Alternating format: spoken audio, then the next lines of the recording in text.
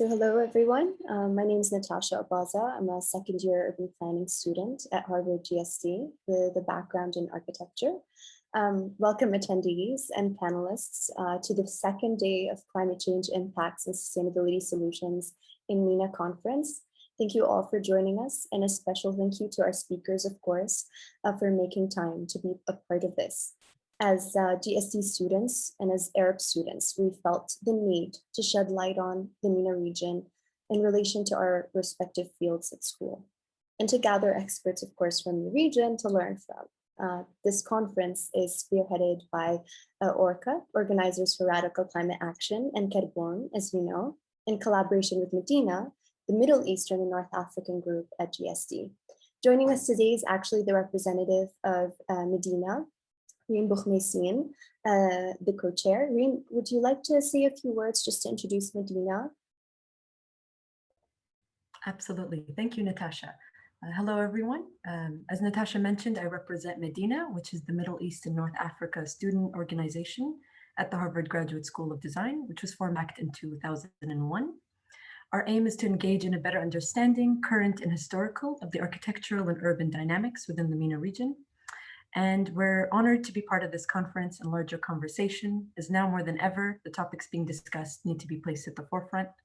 With that being said, a huge thank you to both Orca and Carboun and to all the speakers, especially Natasha, for making this happen. Thank you all for joining us. Thank you, Reem. So to speak a little bit about Carboun, I know a lot of you already know what it is, but it's an advocacy initiative founded by the one and only Karim Al-Jindi, whom I've worked with for the past year as a sustainability researcher under Carboun. And this conference honestly wouldn't have been possible without the help and support of Karim and Carboun. So I would like to just take a minute to thank him and Carboun. So first of all, I'd like to introduce our first set of presentations under the Planning Sustainable Cities in MENA panel. Our first speaker is Mr. Stephen Villeguiz. I hope I said that correctly. Stephen is the head of master planning at ACOM UAE. He is focused on intersections between urban planning and landscape architecture and has practiced across geographies. This includes projects such as Dubai Expo 2020, the District 2020 Master Plan, and the D3 Master Plan, along with the Hatta Tourism Master Plan. Today, we're honored to have him join us. Stephen, would you mind taking it away?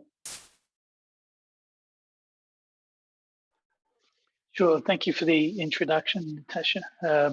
Did you want me to share my screen now, or you were going to continue with the introduction? No, okay. Go for it. Okay, just let me know when you can see.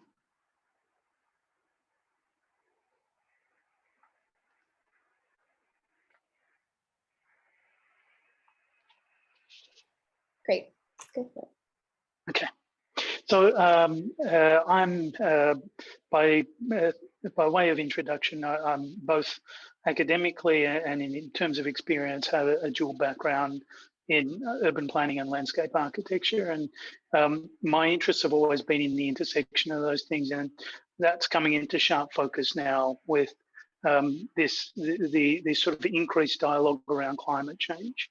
And what I'm sort of showing here is this idea that essentially this idea of going back in a way is our way of talking about how we need to actually not just stop climate change, but also reverse it, and how we as design practitioners need to do that. Very simply because climate change is the most pressing problem facing humanity, and by extension, it is our biggest problem. So it's a risk to economies, societies, ecosystems, but in MENA, where we have really sensitive ecosystems, very little renewable water resources, it is a particularly difficult conundrum. And when we think about it, it's also that this is also something that finds expression in particularly in things like heat and heating of the environment. It's probably the biggest problem that faces MENA. And we're talking about, according to the IPCC, these average temperature increases of 8 degrees centigrade, the sort of hottest days being over average temperatures of 50 degrees centigrade. But this has its expression in a 2,000% increase in mortality, and so it's very clear why we need to act. That sense of heat and the problems that it will create is sort of at a point that is well understood and undeniable. So what we see is sort of summer maximums are going to go from around what is 130 degrees Fahrenheit to something like 150 degrees Fahrenheit, according to those projections. When you couple that with most Gulf cities being in places where there is humid air, we're talking about temperatures that will result in death. So this is not a problem of discomfort, it's a problem of survival. It also, because of the nature or the geography of the Gulf, means that we have all of these coastal cities that will also be drastically affected from sea level rise. And what you're seeing on screen at the moment is a simulation of Dubai, looking at the long-term projections of the IPCC again for flooding. Effectively, 2/3 of the city is wiped out, and where I'm sitting at the moment is underwater. So when we look at a scale of problem like that, our site is not restricted anymore. We are intervening in the entire biosphere, and it is our responsibility to look at it that way. That our job is to engineer that as a solution to how do we create a livable world. While this problem seems immense, there is an upside, and in particular to me, the upside is if we can do it here, if we can fix it here, we can fix it anywhere. Right? And that's something that's driven us as professionals to kind of say, well, this is where you want to achieve these things, where it's most difficult on Earth. So we sort of try to look at it in a narrative sense through a kind of manifesto that we've worked on with recent projects, where we look at climate change as a transactional problem, and that transaction is extracting resources and releasing waste carbon. Basically, my interest there sort of really grows because the landscape is really the only effective medium where we can sort of address all of these ecological transactions. So it's going to be kind of the basis of our solutions. And that process has to not just be less damaging, but we have to reverse the predominant flow of those transactions. We have to reframe landscapes as net positive human ecologies, which are a solution rather than a cause of climate change. And that has to do with how we look at cities. This sort of diagram shows a city's systems, but in our mind, the landscape is what actually unifies all those systems, the medium through which all of those urban elements come together. So if we can look at the landscape in that way as a medium to address change, we can fundamentally alter that. And it's not a new idea. I mean, for the participants in Boston, Olmsted's emerald necklace is one example from hundreds of years ago. We shouldn't be looking at this as an impossible challenge. And certainly we've been quite affected by a few recent bits of writing, like the Atlas for the End of the World and the Atlas for the New Green Deal, that both map the scale of the problem and also provide visions for how it's achievable to address those problems. And on a personal level, I was also really affected by the book by Muhammad Yunus, the father of microfinance, where he conceptualized the world of 3 zeros: zero poverty, zero unemployment, and zero net carbon emissions, and mapped pathways to get there. And we have to sort of look at it, the problem and the challenge in that way. So we sort of think about urban landscapes as these kind of cyborg landscapes, these things that are a combination of both culture and nature, where they're reworked, and rather than looking at each other as a resource for appropriation, where culture takes from nature. We sort of looked at a symbiotic relationship between culture or technology and nature. And you know, this comes from the geographer Donna Haraway's sort of characterization of this Frankenstein we created. And she sort of couches this idea in terms of we can no longer expect a restoration of the garden to save our Frankenstein's monster. And in the same way, we don't see a restoration of a pristine landscape being the solution. We sort of see these sort of cyborg landscapes enabled by technology as the things that will actually potentially provide solutions. And I wanted to sort of blitz through a couple of quick examples to show that the way that we've been looking at some of these sort of challenges. But we've been sort of pretty affected by this idea that this is our chance. This is our chance to think big, to transform the structures that gave us climate change, and to really reimagine a world that's better. And so I'll sort of show two projects where we tried that approach of thinking big and how that's turned out. The first was a master plan we did a few years ago in Antalya in Turkey.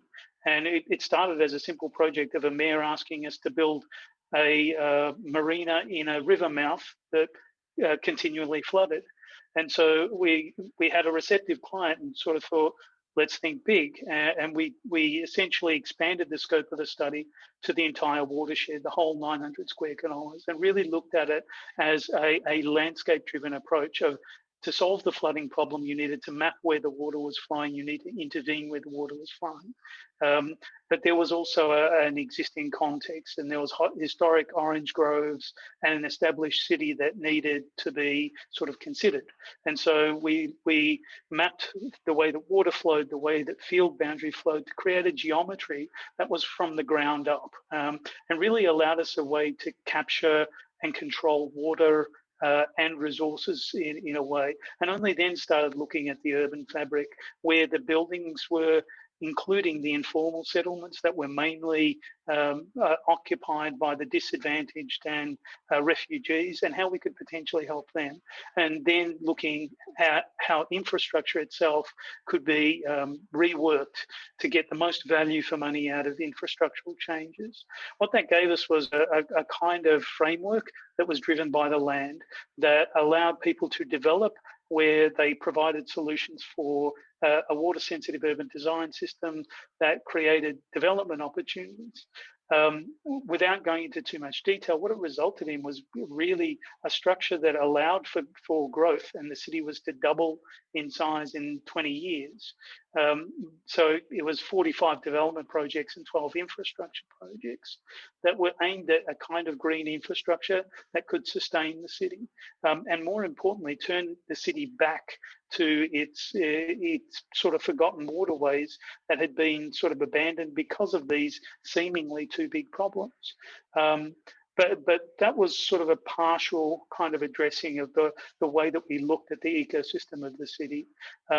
This project that I'm about to run through now was a competition for a regional master plan for a site of 26,000 square kilometres, where the entire idea was built around what we call plus urbanism, a net positive solution. And again, we didn't look at this as a city, but a network of places that grow from the land. And of course, working with a site this big, we had to sort of split it up into 1 square kilometre pixels, take all of this sort of analytical information that we had to try and think about suitability and land suitability and the options that creates. When we did that, we actually discovered structures that were embedded in the landscape, that when we mapped things like biodiversity networks on top of those, we found this really strong correlation and a plan that suggested its own solutions. And so it was quite simple for us to then sort of look at this and say, what we're after is a plan that produces more energy, more water, more food than the occupants require, offsets more embodied energy and carbon, produces more employment, produces greater biodiversity, all of these things that are very simple goals that are extremely difficult to achieve. we ended up sort of looking at that as a problem that we had to solve through creation of a tool. And this parametric dashboard was essentially looking at, what if you build in conventional terms? What does that mean in terms of carbon sequestration? How do you grow enough food on the site, considering that certain climates aren't suitable for certain foods, and really map that in terms of a series of programmatic areas and how this city could sustain itself and create a net positive solution. It really did mean having to create tools from scratch. But the landforms themselves became regions as a result. This approach of increasing biodiversity with development was sort of realized by using the city as a resource. So it was a sort of regional system that intertwined human life with landforms. Now, this is a really quick sort of zipping through of some very complex projects, but I really just wanted to show them to the end of saying everything we can do, you will not get invited to save the world, but you can actually extend every brief that you get to address these things. And I think that really is the message that I would sort of leave everyone with, that we have to actually try at each instance to do this.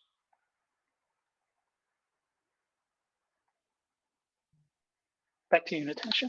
That was great. Thank you so much, Stephen. I can't wait for the questions that will come in and that we're going to ask you at the end of this. So next up is Ms. Jamila Amir. Jamila is a policy and strategy advisor in the Sustainable Development Department at the Executive Council of Dubai, with over 13 years of experience in environmental and sustainability management. Her role involves close engagement with key stakeholders to optimize solution development and buy-in and enhance overall environmental performance. Ms. Jamila, are you ready to present or talk? Yes, sure. I need to say first, my presentation is not as fancy as Stephen's presentation. I'll just let me know if you can see my PowerPoint. Share. Can you see my screen? Can you see my screen? Yes, we can. Yes, okay, great. So basically the brief I was given is that this is kind of targeting the grad students and trying to kind of share a bit of my experience and what's specific about MENA. So that's what I've done. I'm going to go through a time lapse, a bit self-centered, but it's just to share kind of what I learned throughout the time. So I moved to the UAE in 2008.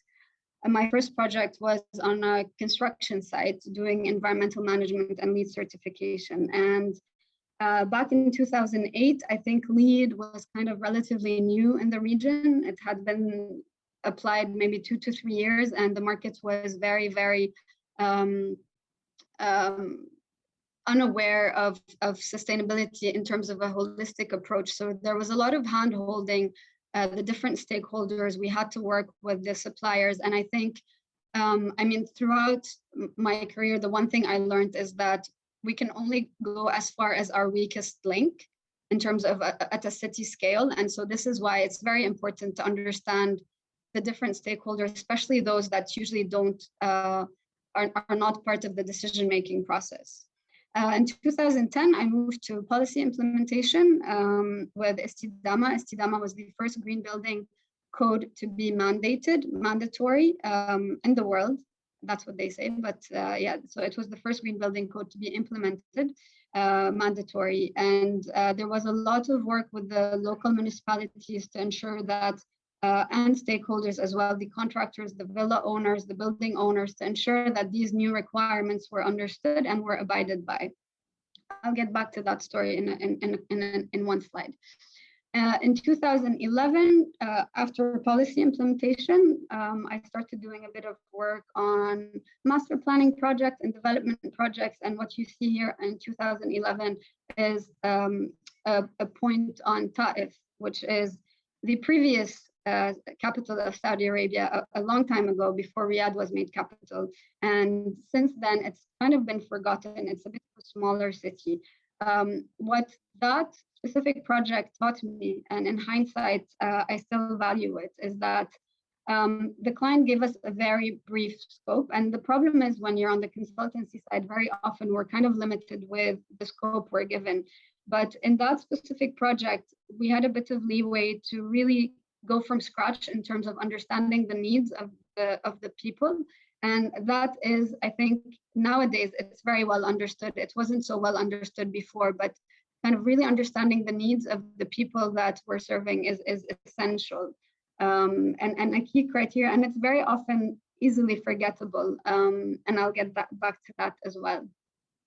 In 2013, I moved to Arab, where I had the chance to work with Huda and her boy for 6 years. So it's lovely to be on the same panel here together with them.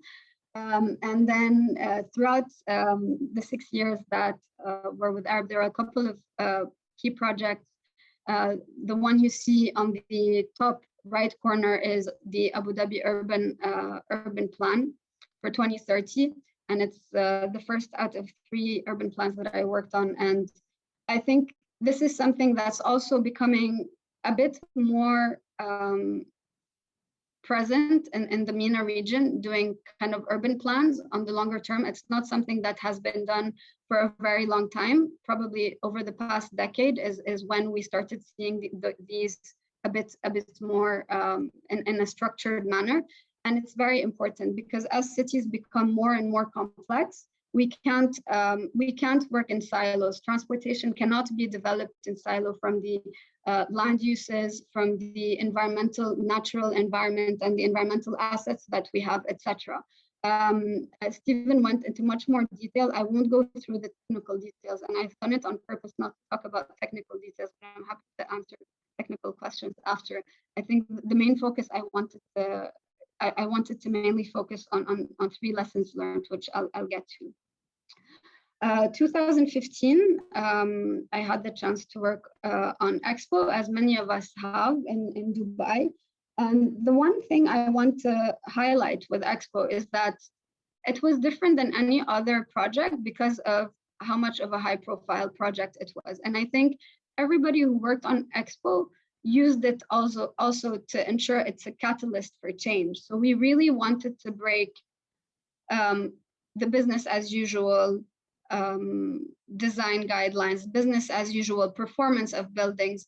And that was done on purpose. And we had the opportunity to do so because it was such a special project and there was appetite from the client, which is often cases a very big barrier to do anything that's beyond business as usual. And I think for grad students, I think the one advice is keep in mind these opportunities, really push the boundaries where you have these unique opportunities, they're trailblazers, and then you'll hear about their impacts down the line. 3 more points. In 2016, there was a project again in Dubai.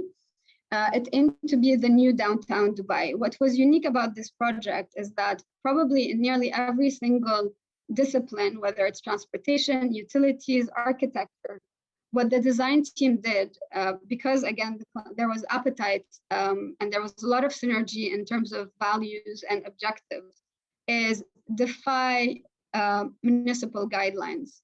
Usually you submit for approvals in terms of your rights of ways, in terms of the modal splits, etc., and you're just bound by certain thresholds that government imposes.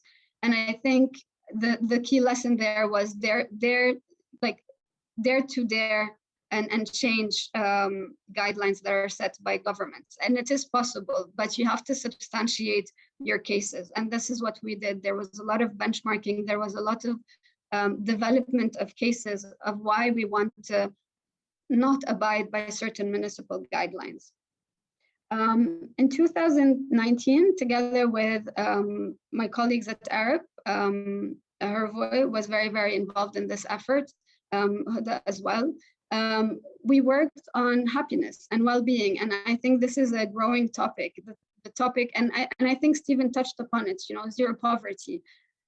We're lucky enough in that the GCC doesn't experience so much poverty per se, but there are still well-being issues, and well-being issues are not restricted to socioeconomic layers. They impact everybody, the wealthy, the poor.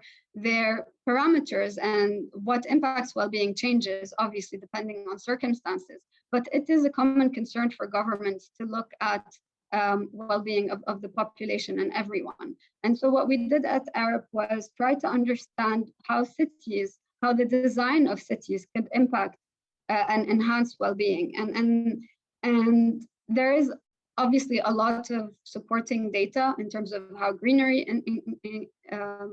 decreases stress levels, how walkability improves health and well-being as well, etc. But developing a holistic view, looking at the non-tangibles, social cohesion, social equality, these are still nascent concepts, but there is a growing body of research going there, and so it cannot be ignored going forward when we're designing cities. The last stop, which is where I am right now, is me moving to government. And this is where I really learned that when I was in private sector, it was always pointing fingers to government saying, why aren't they implementing, why aren't they improving guidelines? Why aren't they implementing certain policies that have a clear win-win situation? And actually, the big difference is when you are considering policy, you always consider your weakest link. I'll move to 3 points that I wanted to share with you in terms of my key lessons learned in the 13 years that I've been working in the region. No one is not important. So this is a steel rebar. 2008, I was hand-holding steel suppliers for them to provide us with the right data sheets to confirm that they are meeting the sustainability requirements of the LEED certification. Today, UK Cares is probably one of the most organized NGOs for the steel industry, and they have gone strides, and other sectors are learning from them. They're looking into their environmental footprint. They're teaching different manufacturers how to zero down on their emissions from manufacturing steel and recycling it, etc. And so a supplier that was kind of at the bottom of the food chain probably 13 years ago is now at the forefront of helping us reach zero carbon emissions in one of the sectors that, I mean, the building sector is probably one of the most challenging sectors to take to net zero. And I know Karim Arjandi has a lot of postings on Carboun related to that matter, which I invite you to read. This is a villa owner. So we're talking about Abu Dhabi, 1-point-something million residents, one of the richest cities in the world, a lot of high-rise buildings. And you'd think that you would find backlash from the big companies if we were to implement new policy. But in reality, what happened when we were implementing Istidama is that these villa owners that have a very special place with leadership complained. And what happened is that the government backtracked on, instead of having 13 sustainability requirements for the first pilot phase, we went down to less than 10 sustainability requirements. And so I think it's very, very important to cater for the needs of our stakeholders and also understand the influence they have and never underestimate their influence. And until today, this is still something that I'm personally trying not to be prejudiced about. It's very easy for us to have preconceived ideas about who's influential and who's not influential, who's important and who's not important. And if we miss out on people's role in implementing certain policies or in getting their buy-in, we won't achieve that. And today, for example, one of the biggest challenges we have in Dubai with regards to groundwater are the farm owners. And again, they're not the massive commercial farm owners. No, it's the individual private farm owners that are our most difficult barrier to fully implementing integrated groundwater management. Last but not least, we're talking about designing cities. So this is a water pump that we use in buildings. And you think, how can a water pump have any influence on a city scale? This is a water pump from Grundfos, which is a Danish company. They have a very interesting CSR policy. And right now they're partnering with the C40 network of cities, which has nearly 100 cities working on climate change. to establish a water forum dedicated for water scarcity and water challenges in cities. And again, they might seem at the bottom of the food chain when we're talking about cities, but they are having an influential role. And I think especially in the MENA, I can speak at least certainly for the GCC, this public-private partnership is gaining a lot of traction, a lot of importance. We will not be able to reach net zero carbon cities if we don't partner with the private sector. And a lot of times they have a lot of budget that they can share or invest in these solutions together with cities. My second lesson learned was the best thing to do changes. What we think is the best thing changes with time. So this is my first project, ADFC, Abu Dhabi Financial Center or Exchange. As you see, when it was completed, it was alone. In order to get lead points, we put bicycle racks. I was super skeptical, still am, about this concept of just doing something for the points. But I was thankfully proven wrong, because now this is what the site looks like, and there is a coherent connectivity of spaces. And so just putting these bicycle racks future-proofed the facility for improved enhanced connectivity. Now, obviously, bicycle racks are very small if we're talking about cities, but I think the main lesson learned is future-proofing your developments and just thinking outside the box to ensure that whatever we will need in 20 years, we'll be able to implement or refurb with minor intrusion our existing infrastructure.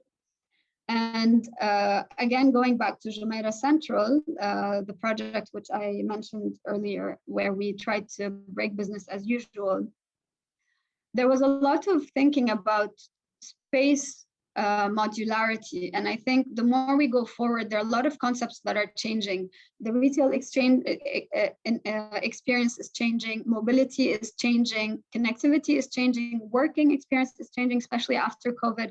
And I think there was a lot of work done here on minimizing parking spaces and just ensuring that there is shared parking. For example, retail spaces don't use parking at night because the malls are empty. And so perhaps adjacent residential developments could use that space. And that's essential. That thinking is essential if we just want to future-proof our cities. This is one example, but there are a lot of other examples in terms of modularity of working spaces at the moment, green infrastructure, public parks, etc., school infrastructure to be utilized as public facilities. So just really maximizing the use of assets we have in order to minimize how much more we need to build. And the last point is seeking to understand people. This is Byblos, Jbel in Lebanon, and it's part of the 100 Resilient Cities initiative by the Rockefeller Foundation. I didn't work on it personally, but some colleagues that I had chances to interact with had worked on this project. And one comment came from one of the senior project managers on Byblos resilience strategy, which was criticizing the Byblos municipality for putting additional car parks next to the shops. And so probably you would all understand why it's a criticism. I mean, we want to minimize vehicle dependency, we want to maximize walkability, etc. So why would someone want to put more cars? And I became defensive because I'm Lebanese. I tried to think, why would they do that? And then it just clicked. They would do that to just get more customers who would go down and buy and pay. And this is their livelihood, right? And so oftentimes, I know I've done it, I'm sure other people do it as well, is just to have our prejudices on what we think is the best thing, what we think is the right thing to do. But if we don't understand our stakeholders, our customers, they won't accept our solutions and we won't be able to find the right middle ground. And I've learned that as well the hard way moving to government, working with the Emirati culture, which is very different. So in Lebanon, we're very feisty.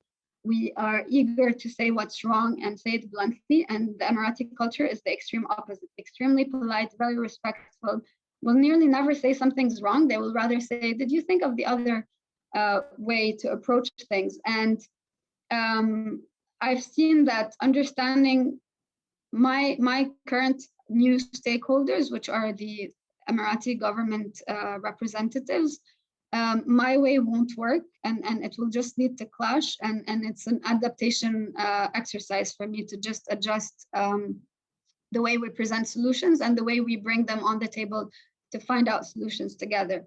So that's what I wanted to end with. Again, nothing technical, but for me, very important lessons. And I'm happy to answer any technical questions later on. Thank you.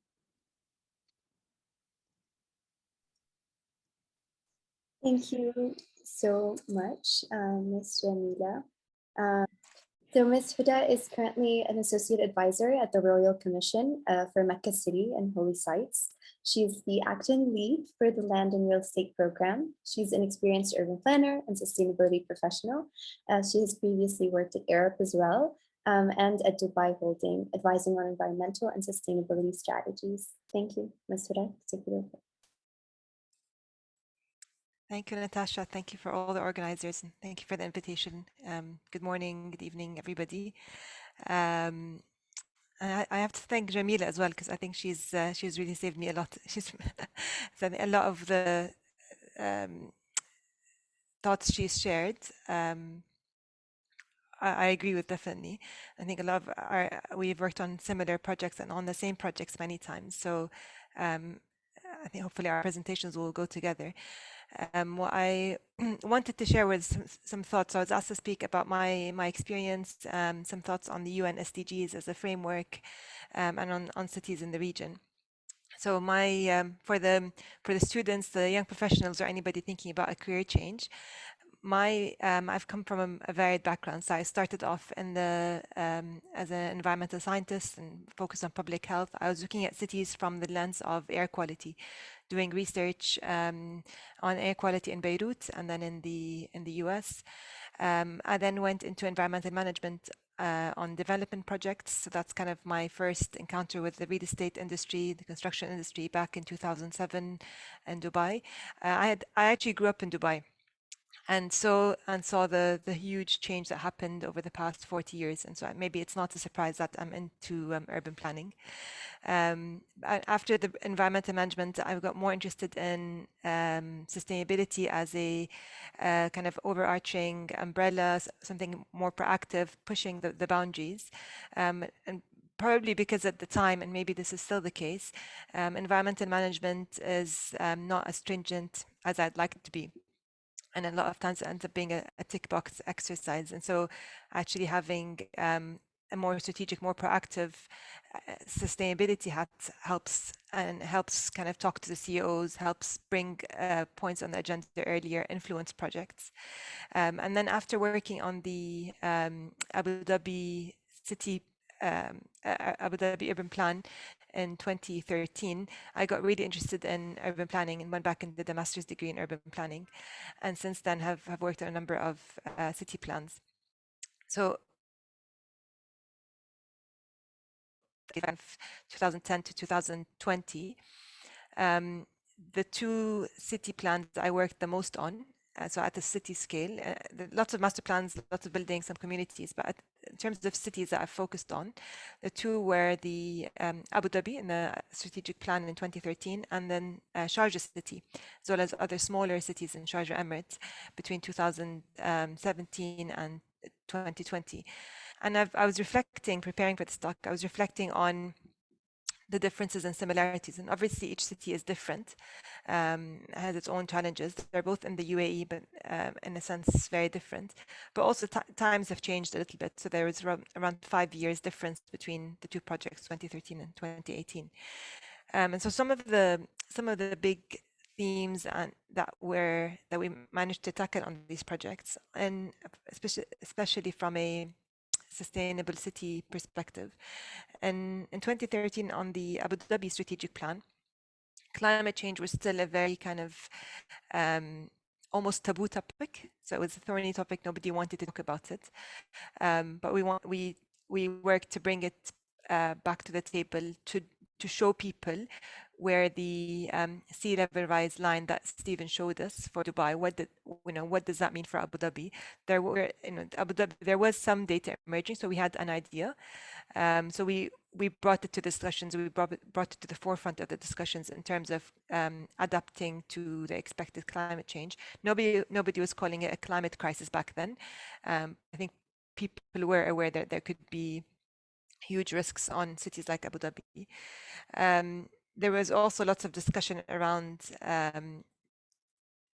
housing and what does that mean in terms of urban sprawl, particularly housing for UAE citizens, in terms of the low density, the large plot sizes, what kind of a lifestyle do people want to live now and in the future? What is our choice of housing typology, of densities, of where we choose our new urban centers? What is the impact of that, not just on our carbon footprint, but also on our quality of life in terms of access to services, in terms of how people interact with the city.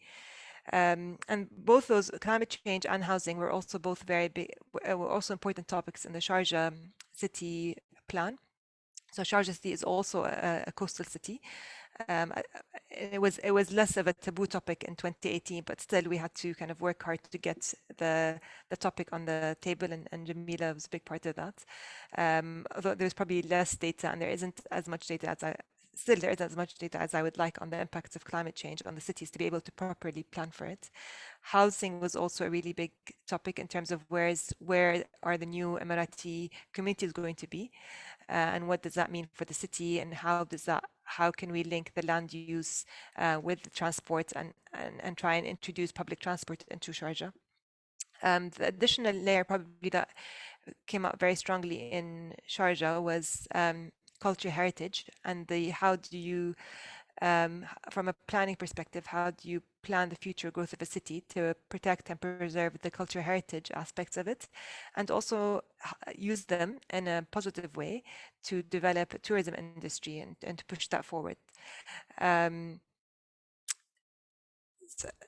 And I think all these threads link to many other Arab cities. So most of my experience has been in Gulf cities, and probably what differentiates Gulf cities from the rest of the MENA is the probably younger age, faster pace of change.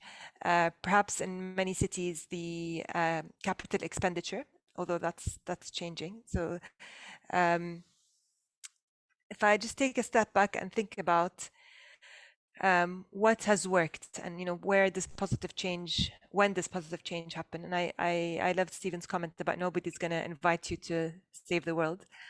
Somehow I feel like I already have that invitation. I don't need somebody to invite me. I feel like that's almost a responsibility just by being born. But I agree with the sense that looking at opportunities and when is the right time to put a bold idea out there and to really push the boundary. And things that have worked in terms of change have been where there is a political will and a political ambition, and we see more and more of that actually, where there is a clear regulatory framework that helps provides the carrots and sticks and push towards the direction of change you want. And Sadama was a really good example of that, where it wasn't just about introducing the guidelines, there's also a regulatory aspect of it. There is also the capacity building with the local authority and with the professional community and with the stakeholders, and also the enforcement. So it wasn't just, you can present anything and you would get a certificate. There was the enforcement in terms of rigorous checking and enforcement of things on the ground. And so I think that's a really good example. I wish there were many more of those examples, where I think if we want to continue the positive change, we really need more of that, a more robust regulatory framework that stops us from kind of always going down towards the cheapest option or the lowest denominator, and pushes the bar higher and continues to push the bar higher, because Sadama was fantastic when it was first released. It's now almost, it could be business as usual. So what's the next step? These kind of leading regulations that are pushing the boundary need to be revised every few years so that we continue to push the boundary. And then probably the third aspect that's really important in the context we work in, especially given the competition between cities, the competition for investment, for the talent, for the minds, is the public image, the public relation, the media side of things. And that's and I think we need to hold ourselves and the industry and the media industry responsible. So when we talk about, climate change, that's different than talking about air quality, and it's not one and the same. And we can't start a discussion about climate adaptation and say, oh, but we're planting trees and taking dust out of the air, so it's okay. Let's be clear about what the challenges are and what the solutions are, and if there are barriers to implementing the solutions, that's fine. Let's talk about them, as opposed to hiding the challenge, hiding the issue. So it's figuring out how to use the moments where there is political ambition, where there is political will. In the current regulatory context, how do we push that? And then how do we also use the local and the global PR to help kind of push towards a positive change and to convince people? And what does that message look like? And then if you give me 1 minute to think about what's next, where are the big moves going to happen in MENA cities, or let's say GCC cities, in the next 10, 20 years? What I'd really like to see is what's going to happen now that the cities are aging. What's going to happen with the older neighborhoods? How are we going to be able to revitalize them to make sure they continue to be functional and livable and generate benefits, economic and social? How are we going to build greenfields better? And what I mean by that is there is still going to be a population increase. So if we really must build on greenfield areas, one, to really challenge ourselves, do we need that new city? Do we need this new neighborhood? And if we do, if we've made the most of all the existing neighborhoods, densified where we can, then how can we build new neighborhoods, new cities that are not car-centric, that are more human-centric, that are built for the climate emergency, for 2 degrees world, etc. And there's obviously the global trends around data, around analytics, around public space, access to nature. Those will apply to the GCC and the MENA region, just like everywhere else. I'm happy to answer questions, and I'm looking forward to the discussion a bit later. Perfect. Thank you so much, Hida, for that. So up next, we have Mr. Marcus, if you're ready. Yeah. Marcus Al-Qatsha is an architect and urban planner. He's interested in the intersection between data-driven urban analysis tools and policy strategies for rapidly expanding our urbanizing cities. He's joined the City Science Group at the Media Lab to work on research and deployments associated with the Cityscope platform. Prior to the Media Lab, he has worked for 8 years at the Boston-based architecture firm, Macado, and Silvetti Associates. I think I'm gonna let you take it over from here. Thank you very much. Let me just get myself sorted here. Can everyone see my screen? Okay, can you hear me? Yes, perfect. All right, let me just get one thing organized here. Okay. So my name is Marcus, and I'm an urban planner with the City Science Group at the MIT Media Lab. And I'm going to talk a little bit about the work and research of our group. We are a anti-disciplinary bunch of architects, urban planners, mechanical engineers, computer scientists, dedicated to looking at challenges that confront 21st century urbanism. And we're working in about 20 cities around the world. Our network is really about capacity building. So we're working with universities, government institutions to develop deployments that support this idea of some of the innovations that we're developing in the lab and expand them into the larger context, the global larger context. So there's 3 lines of research in our group. The first line focuses on lightweight on-demand mobility systems that can be used both for point-to-point mobility for people, but can also be used for parcel delivery, package delivery, relieving cities of a lot of the congestion associated with FedEx trucks and UPS trucks and DHL trucks. And the second line of research that we're really focusing on is transformable architecture. As cities become denser, as we have to start doing more with small spaces, how can we really optimize these these dwellings to really suit people's lifestyles throughout the day. I just want to point out that Ori Systems on the right-hand side is a spinoff of our lab, which is now collaborating with IKEA and Google on deploying this both in Europe and in North America. And the third line of research that I'm involved with is the Cityscope platform and how we can leverage a lot of the data being collected by the so-called smart city movement to really inform decision-making proactively as opposed to reactively. So not just optimizing existing systems, but really using these large data sets to support decision-making. So why cities? Why are we talking about cities today? So, cities are where 50% of the global population lives today, but it's going to increase to about 90% by 2050. And cities occupy only 2% of the Earth's landmass. So if we really want to protect the natural environment, the best way to do that is to stay out of it and really consolidate ourselves and our activities in kind of lower footprints. And cities are also where 80% of the CO2 production is generated. So whatever impacts we do in cities, it's going to have really lasting effects, on reducing our greenhouse gas emissions. And cities are where 80% of patents are generated and represent more than 70% of the global GDP. So, this is becoming a more economic paradigm as well, or determinant. And the cities that we build for the future are really going to affect generations to come. And that's really kind of the salient point that I think we're all here talking about.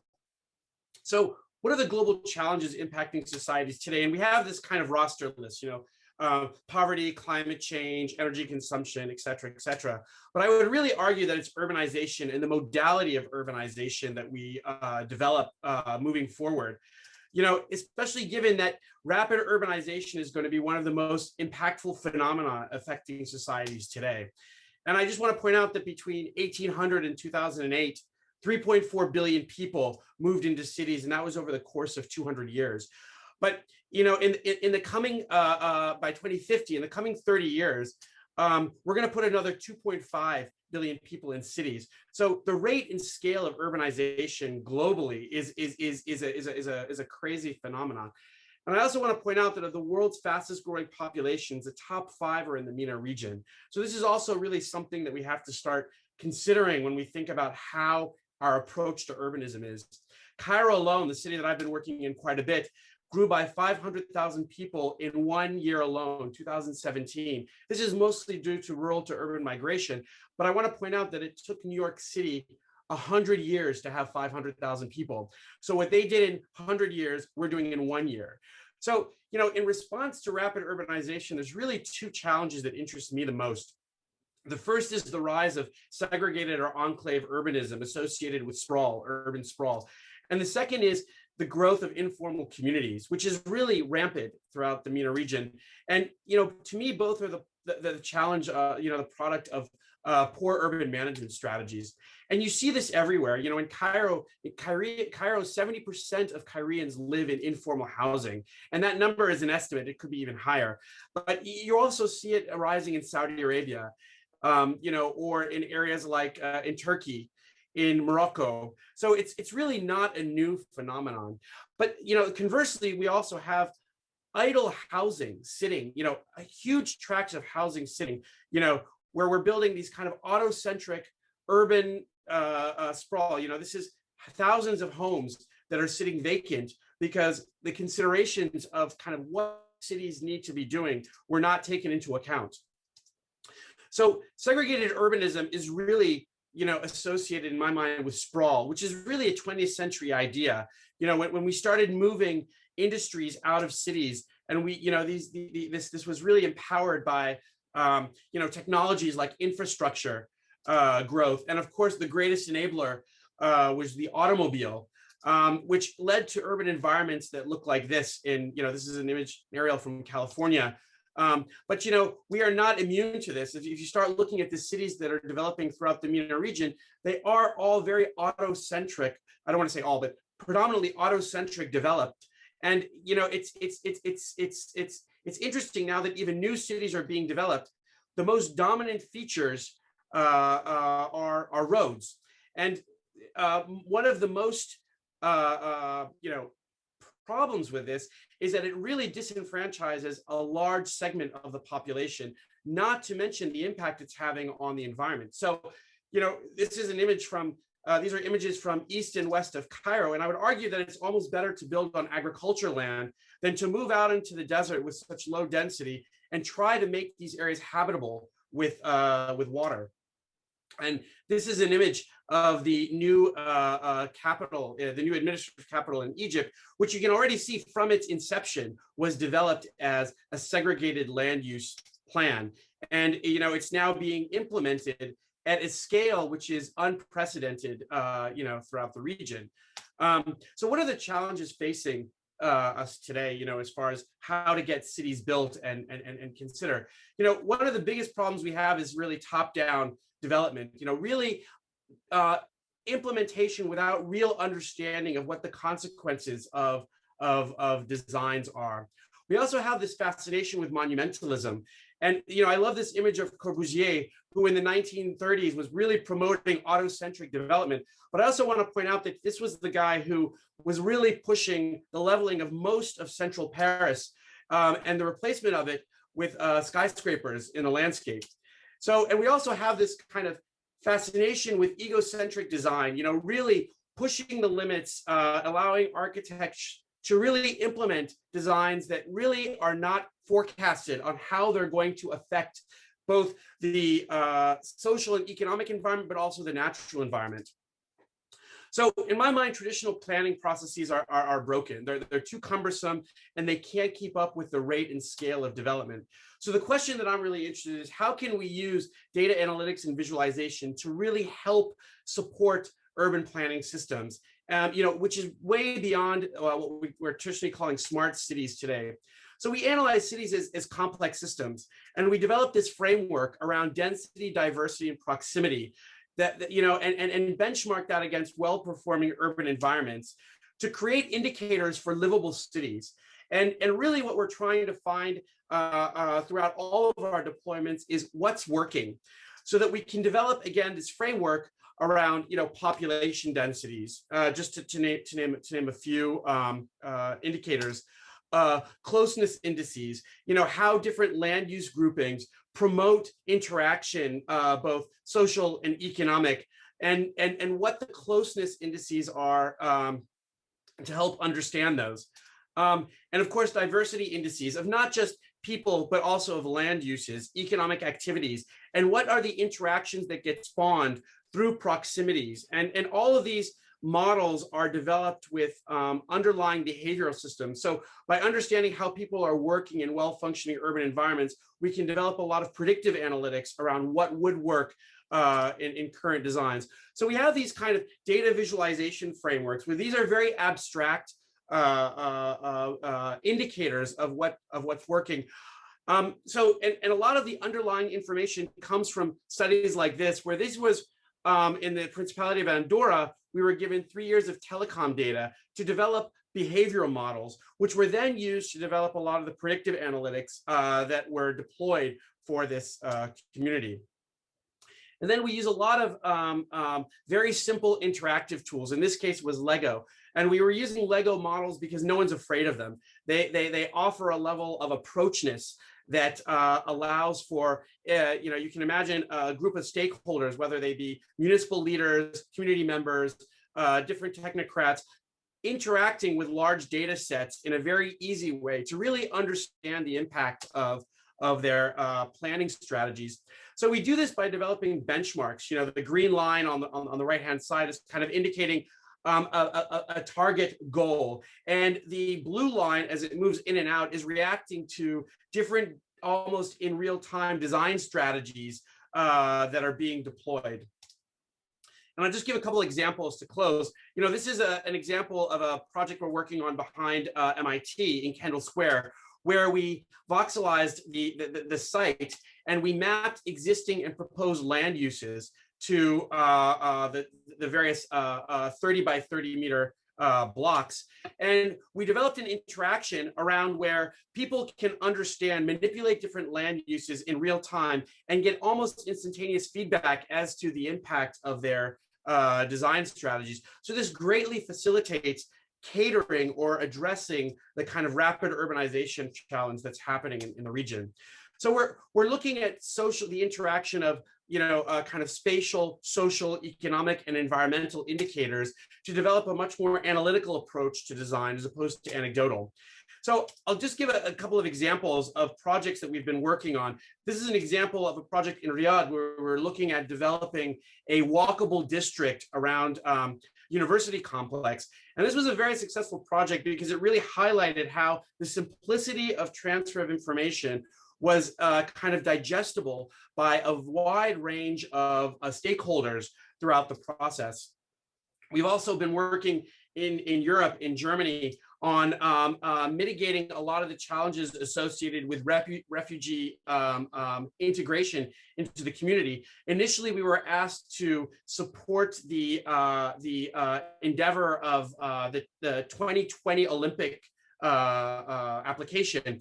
But then as the refugee problem mounted in Europe, we were asked by the mayor to develop a platform whereby residents of Hamburg could on their own look for sites where housing could be developed for the integration of refugees. And he gave us a bunch of criteria. Sites needed to be close to public transit networks. They needed to be near where schools could be found. And we developed this platform that allowed for residents on their own to decide. And just to conclude, one of the projects we're working on now is to develop a center of a city science lab at Cairo University to really look at the challenges regionally. And this is part of the endeavor to localize some of the metrics that we're developing here in Cambridge. Thank you. I hope that was not too quick. Thank you so much. No, that was great. I look forward to the questions later for all of you. All these presentations are wonderful. So up next, we have Javier Sindrich. I hope I said your name correctly. He's an urban planner. Thank you. He's an urban planner and designer with a near 20 years experience working with public and private clients.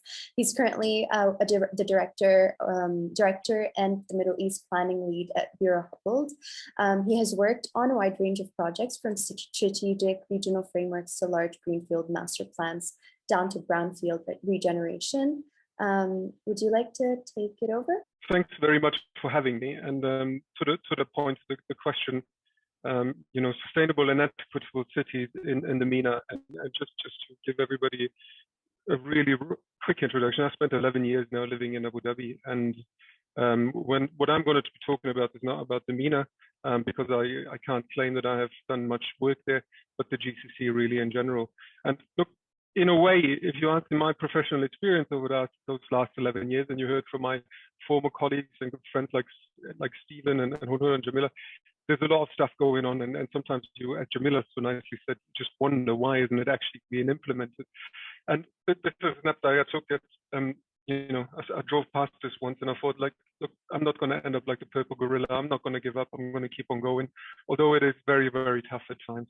And it really is challenging to think about. So it's just on the next slide, I thought that one of my kind of key observations about a lot of the stuff that's happening in the Middle East or in the GCC, look, frankly, there's a lot of good stuff, but there's a lot of stuff that simply isn't good enough. And there's a lot of this development that is being churned out. And when you kind of look at a community like that, the sunk carbon in some of these things, it's not creating good spaces. It's not necessarily done consciously about creating bad places, but it is. I think that we've got a lot of questions to ask around what are we actually doing and how are we doing these. And one of the key, when you're asking me about our planning specifically, one of the key issues is that we've got abundance in the Middle East of the two things that we really kind of need to create cities, and that's land. Right. So Marcus said earlier that we should consolidate back into the city, and I'll come back to that a little bit. We've got an abundance of land, and land is not an issue. As long as you can build a road to it, as long as you can build some infrastructure to it, you can build on it. And that's true for a lot of the GCC. So I think that that's a universal truth in that space. what I would be arguing for is that we need to treat land more scarcely, and I think that some of the best cities you've seen some of the cities that are being talked about as the most livable cities.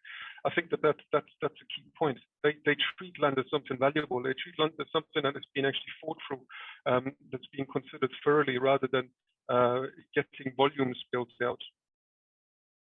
Sorry, yes. So sorry to interrupt, but I don't know if it's just me or is the sound coming in and out. Can everyone hear?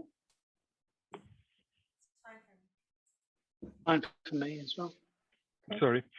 It's okay. Anyway, so what I would just argue for is that you know, although land is not scarce, we don't have an island situation like in Singapore. We don't have a green belt that we're trying to protect like in London. We should do something because actually there's benefits to doing that. But then on the next slide, I think that there's this point, and Marcus has already brought this up. So innovation, you know, the role of innovation, and this is another image that I've taken another picture here of the line because I think this is the latest of a history of attempts in innovation in urban development in the MENA region. And I think that, you know, the important thing here is really that we kind of have to keep on trying, right? Because ultimately we need to take the lessons out of the things that have gone wrong. The line is to me a quintessential example of, you know, everything being blamed on the car with regards to everything that has gone wrong in urban development in the GCC. And this is now this 180 reverse response to it. I do think that we do need new answers to deal with new challenges. So when it comes to climate change, when it comes to, you know, we've heard it earlier about the wet bulbs that actually in the GCC going to get to a point where they actually start killing people.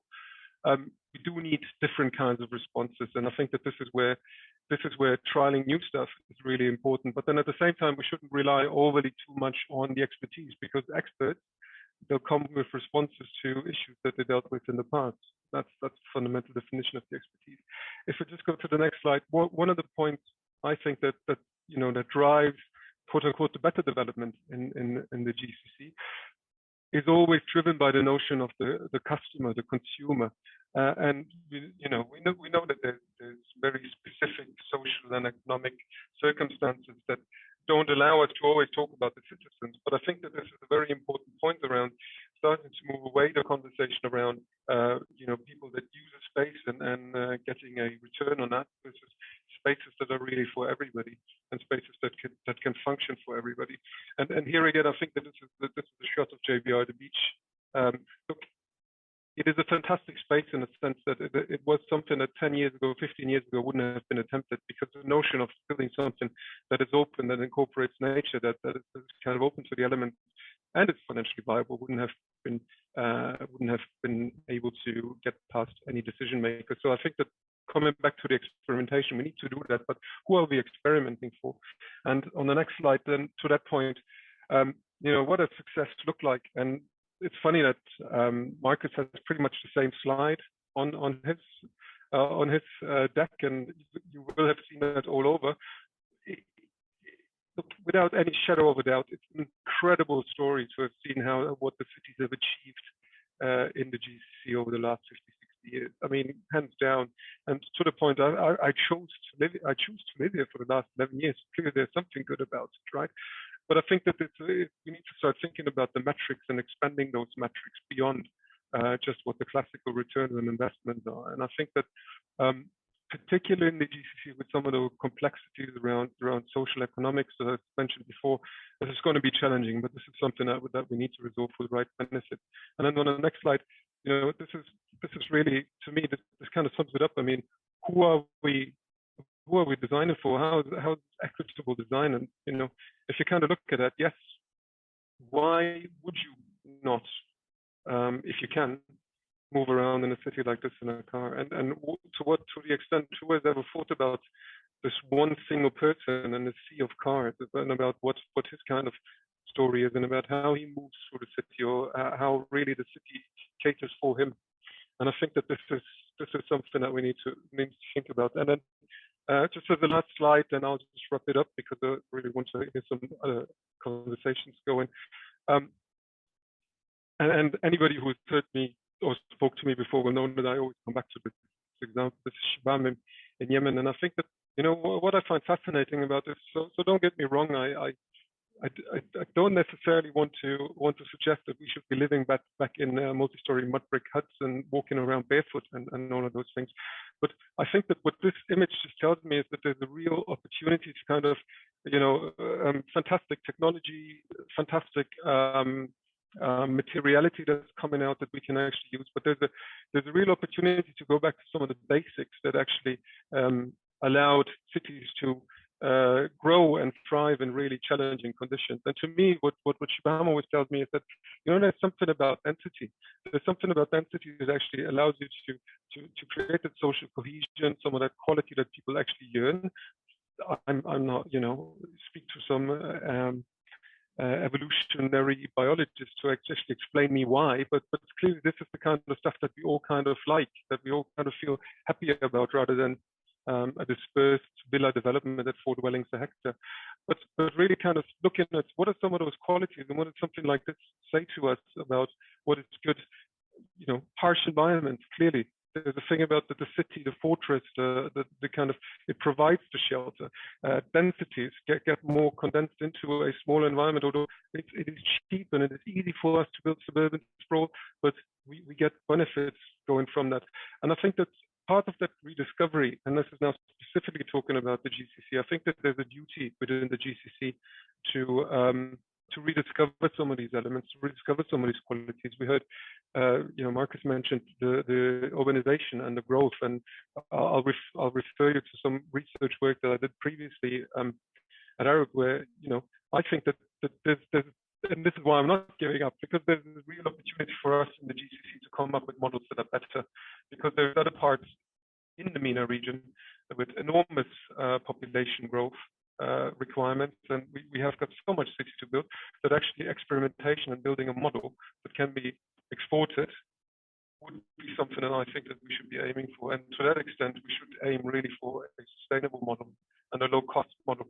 So take the lessons learned from the Nile, take the lessons learned from Mazda, Masher, all those Wadi Hanifa, all those fantastic projects that you actually do have in the Middle East that people probably don't know about, repackage it and actually create some sort of new urbanism that actually allows us to create sustainable and equitable cities going forward for the Middle East. And I'll wrap it up at that point, and then hopefully we've got a bit of time for an exchange still. Perfect. Thank you so much, all of you, actually, for these incredible presentations. I'm really excited to start the questions. Along the line of density, can you give us this kind of like overview of the future where you see, just like Hurvi just did, where you see our cities in MENA should go? I might jump in and offer an observation. I think that we often look at metrics like, you know, that cities are responsible for 80% of carbon emissions, but actually higher density cities have lower carbon emissions per capita. So there is actually an upside even to conventional sort of density. And I think that we shouldn't sort of, we've always sort of looked at this sense of a right and wrong answer. And the problem is cities are not, cities are not buildings. You don't build them and then they're finished. Cities are constantly evolving, and you have to look at them more like an organism than you do as a product. So I think that and I think Hervel's point was great. The density in the Shibam example is, you know, incredibly low carbon and a great sort of solution that actually speaks to livability in a very harsh climate. So I don't think there are absolutes about is it good or bad. I think you have to look at it in its contextual situation. Thank you. Yeah, I mean, Marcus, yeah. on that note, I'd just like to point out that I think that, you know, density is not a bad word, but the way it's been manifested in a lot of the MENA region makes it, there's an adverse reaction to it, you know, and that's because we were really operating in a very different paradigm for so long. I mean, in Egypt, for example, the new land use maps date back from 1972. They are the original maps that David Crane and Daxiotis developed at a time when we thought that the whole world was going to be dominated by cars. So, you're fighting that kind of mentality that is really enduring till today, because there's a lack of a capacity to really understand what it means. But I want to point out that, the wealthiest cities on the planet are the most dense. And there's a direct correlation between the capacity to innovate, and especially in the post-industrial and post-economic economy, the relevance of cities is not just a environmental or social determinant, it's also an economic determinant for development. And by segregating, there's a great story that I learned from a consultant that we work with actually at Harvard. And he asked the question, what were the wealthiest cities in the world in the 1960s? And people come up with the typical New York, London, Paris, but actually none of those were the wealthiest cities on the planet. The wealthiest cities were Manchester, England, Liverpool, Pittsburgh, because of Bethlehem Steel, Detroit, and Houston, because of Hewlett-Packard and Texas Instruments. And it's interesting to see that those are some of the poorest cities today, because they were developed in a model when industrialization had really taken over the way that cities developed. But New York, which was bankrupt at the time, had a density that allowed it to reconfigure itself very rapidly and become really the leader. I mean, now today, 1/12 of the global economy comes out of one city, out of New York City. And the armature was very important for that kind of phenomenon to take place. And I think this is another layer that we have to really understand our perspective on. It's not just environmental sustainability, it's also social and economic. Thank you, Marcus. Jamila, would you want to jump in?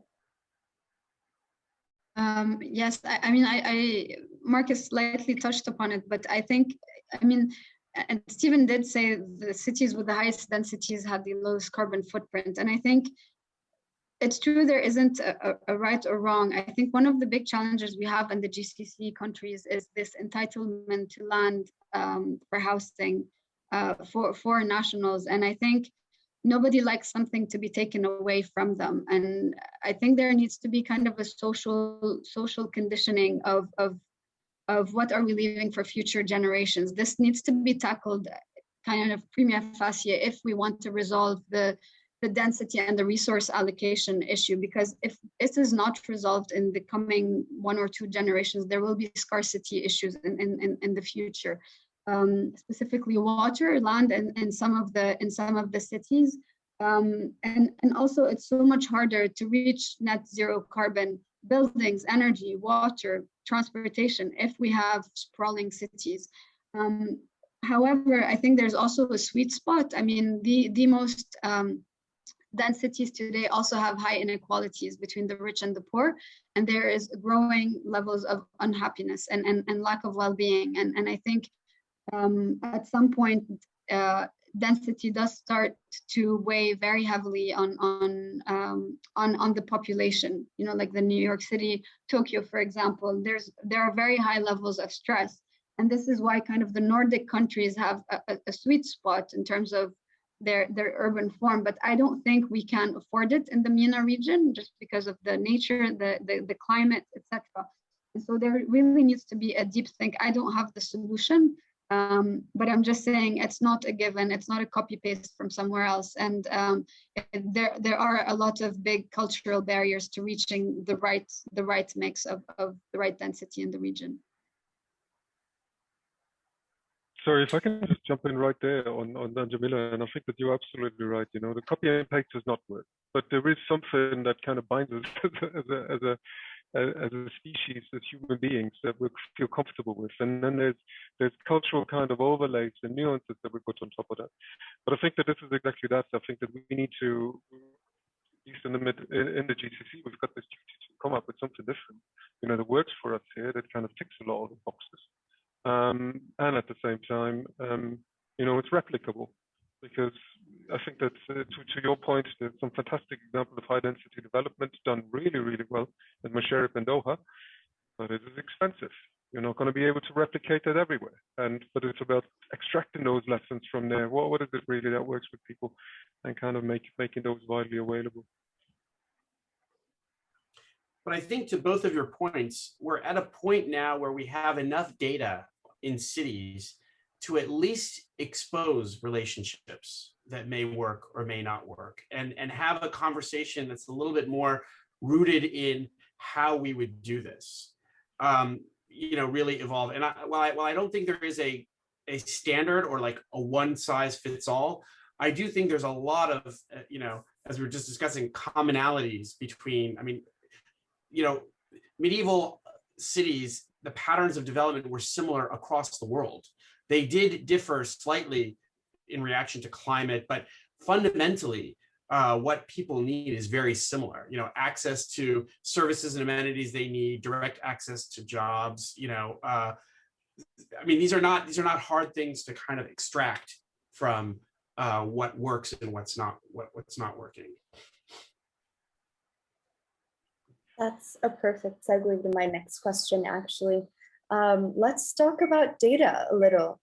Yesterday we had a lot of conversations on the applications of, whether within the government or the private sector, right? When it comes to renewables, for example, the applications of these sustainability solutions on the ground, even with civic society, right? But a lot of the problem in the MENA region, and specifically, for example, in the Levant, I'm not necessarily talking about the Gulf, because yes, they have some money and they have some data.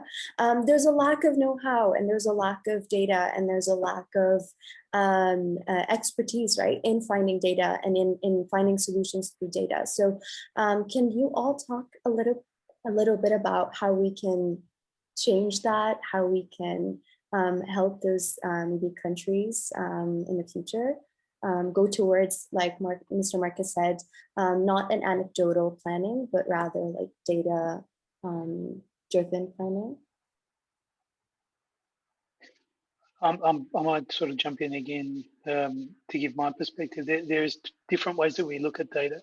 There is that data we extract from the city, but at its fundamental core, we're making decisions well before a city is built in most instances. As a practitioner, and typically this has been intuition in the past rather than data. So that you also have to think about data as what sort of data do you need to understand and process to design the complexity of a city.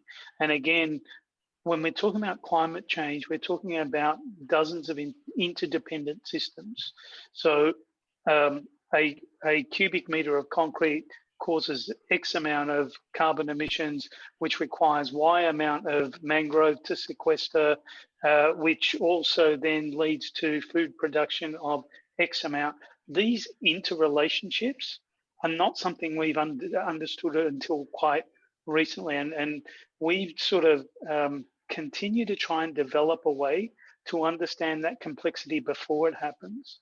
But there's also actually a company that was grown at MIT not so long ago called Flock Tracker that harvested most of their live data from Google Analytics and mobile data and turns that into urban planning tools. So I think there's the problem that we have is actually the wealth of data. We have so much data and so little ability to synthesize that much complexity. And it's probably, but to get to that point of real carbon neutrality, let alone great cities, is something that's hard to understand. And for a long time yet, we're going to be relying on the intuition of design professionals to try and sort of answer those questions, because data, we've actually got too much data to actually be able to do the job that we could do. Yeah, I want to point out, in a lot of collaborations that we've done in the MENA region, there is a hyper concern about privacy, because it's really kind of a growing frontier. But a lot of the way we use data is we never actually get the data. We give whatever host is, whether it's a telco or a government agency, our algorithms to inspect, use. They train the data, they train the algorithms on their data sets after they've highlighted, and then they give us back just the trained algorithms. So we never actually, and this process can be updated every 6 months, every 4 months, depending on what level of accuracy they're looking for. And that way there's never a breach of privacy. And the algorithm is completely transparent. Everyone can inspect it. They can understand, because there's a lot of concerns about reverse engineering. So there are protocols around how to kind of create a governance mechanism around that. And I think that in the MENA region, we would be very wise to be very active in developing these, because it really gives an incredible leverage. Everybody's got a cell phone. Everybody's got a smartphone. Everybody's got, so I mean, it's a great test bed for this kind of research. If you don't mind me jumping in, Arabic.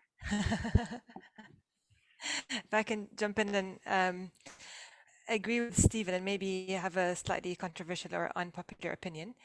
I don't think more or less data will kind of help us have much better cities. I don't think the challenges we have with cities today are because we don't have enough data. It's probably because we have, it's what is the planning or the design paradigm that the cities are being planned for, i.e. what's the outcome you want, and who are the decisions with, and what's the value framework. So what do people value and what's being promoted in the decision framework? And it's obviously what the decision makers value is what matters, because those are the people making the decision. So, and I would actually also contest that the Levant is necessarily poor in data. So what I think what is really offers an exciting opportunity in the Levant, and Jordan is a good example, is there is the local professionals in the construction industry. There is also the local, relatively strong academia locally that does local research, that is in touch with the professionals, and then also the regulatory bodies. All the three, the regulators, professionals, and academics are talking to each other, and that's the ecosystem you want. And it probably goes back to a point I wanted to share earlier, and I didn't get a chance to. Local research is a huge gap, even in relatively rich countries, if you want, like the GCC. We need to invest a lot more in developing the local research that actually helps us understand what do people want out of the cities, how do we design for the local context. But I think all for technology, we have to remember that it's a means rather than an end. Mm-hmm. So I think we need to first figure out what are the challenges we're trying to solve, what does success look like, and then technology and data can help us get there. I 100% agree with us. I think that data abundance, data is great, but data needs to be managed, data needs to be looked at. In the GCC, we've got an issue with some data is considered extremely sensible for XYZ reasons. But I think that this is, this is some of those, and this is why I was saying I'd love to play with your Lego, Marcus, because I think that there is some specifics around the way that systems, function here that are just they're not even different from the GCC. They're different within the cities in the GCC. Dubai works very differently to Abu Dhabi in the way that the system is organized. And I think that there's a thing about methodologies and kind of almost like, as Huda says, put the problem up front, and then get some clever people in that tell you this is how the data can actually start helping me resolve the issues. Sure. I want to be very clear that we do not have one solution. What we do is we provide an enabling technology or a framework that local stakeholders can use to develop and prioritize their priorities. I think that we've got high-level ideas, but and a lot around social, economic, and spatial frameworks, environmental, but those are always localized by local experts. And then jointly we develop these metrics, and then train them on local data sets. So it's not a thumbprint. I just wanted to add on data, I think, and this is something that I've become much more aware ever since I moved to public sector, which is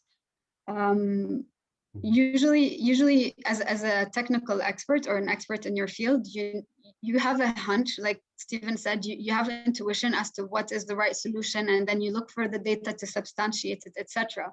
And then very often, in spite of all these hunches, and then getting the data and getting everything written down and proven and substantiated, it still doesn't go through. And one of the biggest roadblocks is monetization and understanding the monetary value of certain design decisions. And I go back to the Biblos example, right?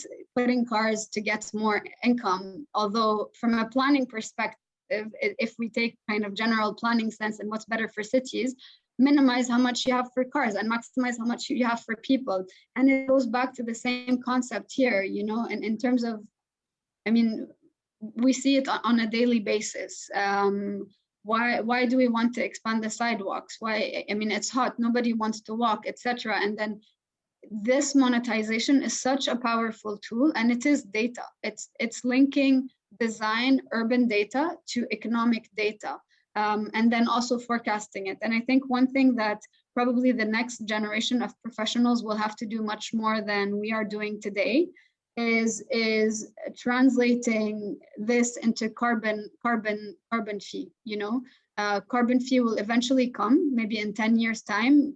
GCC won't be anytime soon. MENA won't be anytime soon. We're not ready. But if the world is serious about a net zero carbon, we cannot avoid carbon taxation in a form or another. We see already businesses in the GCC, in Saudi Arabia and the UAE minimizing their carbon footprint because their clients in Europe don't want high footprint aluminum, don't want high carbon footprint steel, etc. And this is going to transpire through the other sectors. And so if we're not able to design low carbon emitting industries or economic complexes, we are shooting ourselves in the foot today. For the future. So I just wanted to have that. Thank you so much. And this really helped also connect, you know, some of the conversations that we had today on this panel with yesterday's conversations in regards to, you know, why is there a gap between data that we have and implementation, right, on the ground? Why do some of the countries in MENA, you know, suffer in regards to actually going through with projects and even finishing them sometimes, or understanding even or reading data in a certain way, like Mr.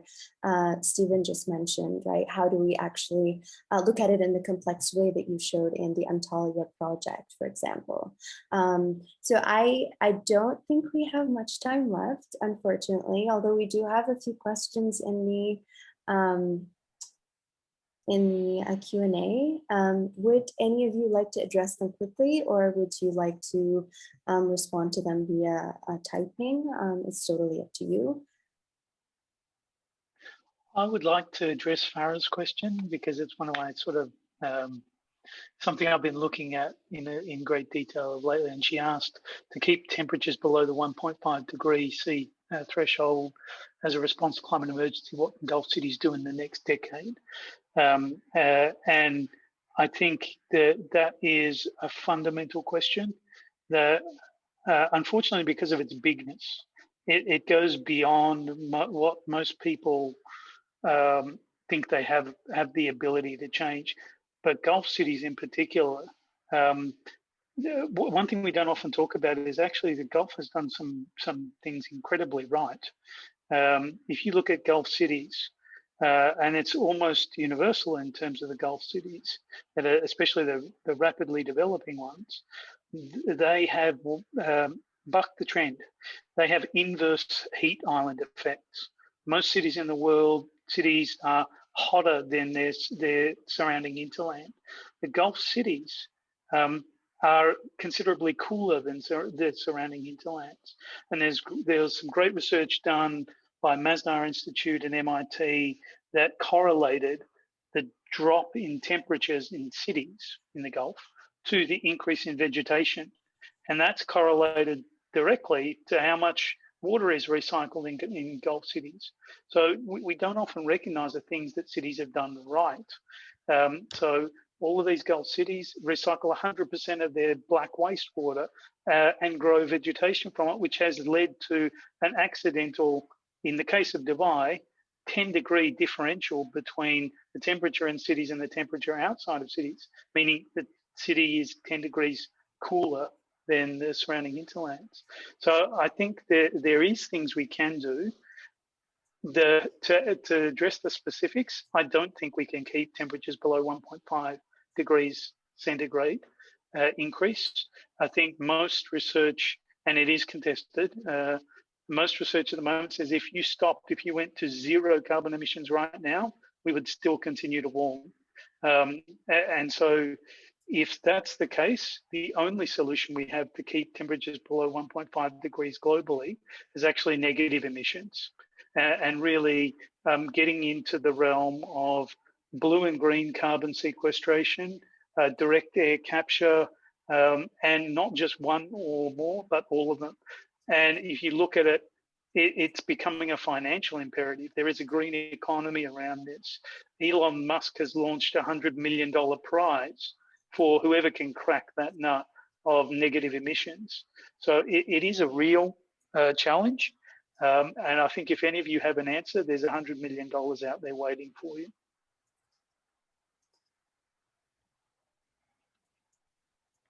Thank you, Stephen. So I think we are a bit, we're running a bit late for the next panel, but I wanted to thank all of you. If you wouldn't mind answering, also replying, I saw Mr. Marcus was replying and Mr. Mila is replying to some questions, so I thank you for that.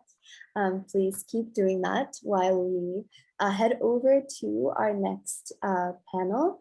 We're actually going to start with Mr. Asfood. If you're good to go, I'm gonna introduce you.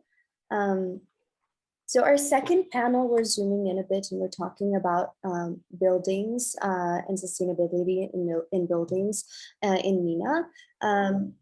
Mr. Asfood is actually part of the Green Building Council, or actually has started the Green Building Council.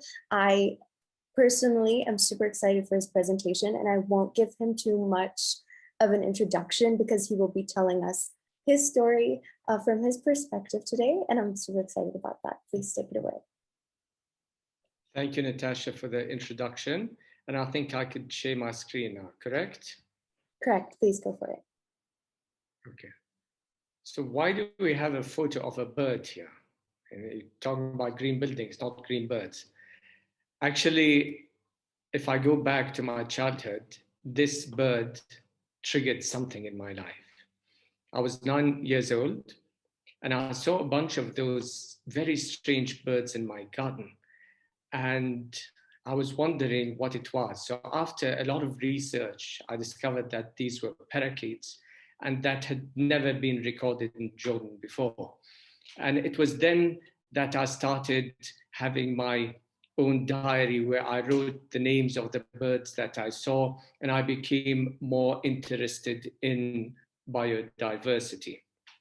When I was in school, I would make use of the break to go to the library, and every day I'd learn about a new animal or a new bird or something like that. So fast forward to maybe 2005 or 2006, we were attending a General Assembly meeting at an association we call the Royal Society for Conservation of Nature, where I came up with a suggestion. I was still young, I was still younger, and I had attended an advocacy workshop. I was very excited. So I suggested to the General Assembly members that we should streamline our advocacy process. And one of the board members agreed and supported the idea. And we started this committee. Now, the irony is that that same board member became a prime minister. And the first advocacy campaign we waged to protect forests in Jordan was against his government. Now, I know he was very much interested in protecting nature, but sometimes when your position changes, things happen. So we waged a campaign against an amendment in the law. And for that, the campaign was very successful. The changes in the law did not go forward, and we won an international award. This photo was taken in the House of Commons as they were handing the Green Apple Environmental Award for the best environmental practice in Asia. And the lady to the left acted with James Bond at one stage. So with all these campaigns to protect forests and wildlife in Jordan, we discovered that unless people see an economic impact or a positive impact from the environment or working within the environment, nothing much could happen. And it happened that in 2008, I was working for a USAID economic development project. Now, my career was mainly in entrepreneurship development, economic development, and so on. And the environment was just a passion for me. So one of the sectors I was responsible for was promoting Jordan's architecture and engineering sector. And I saw at that stage a niche. I thought if we could direct a lot of our services or architecture engineering services towards that sector, it will give us an edge. At that time, I think we were exporting services to about 35 countries around the world.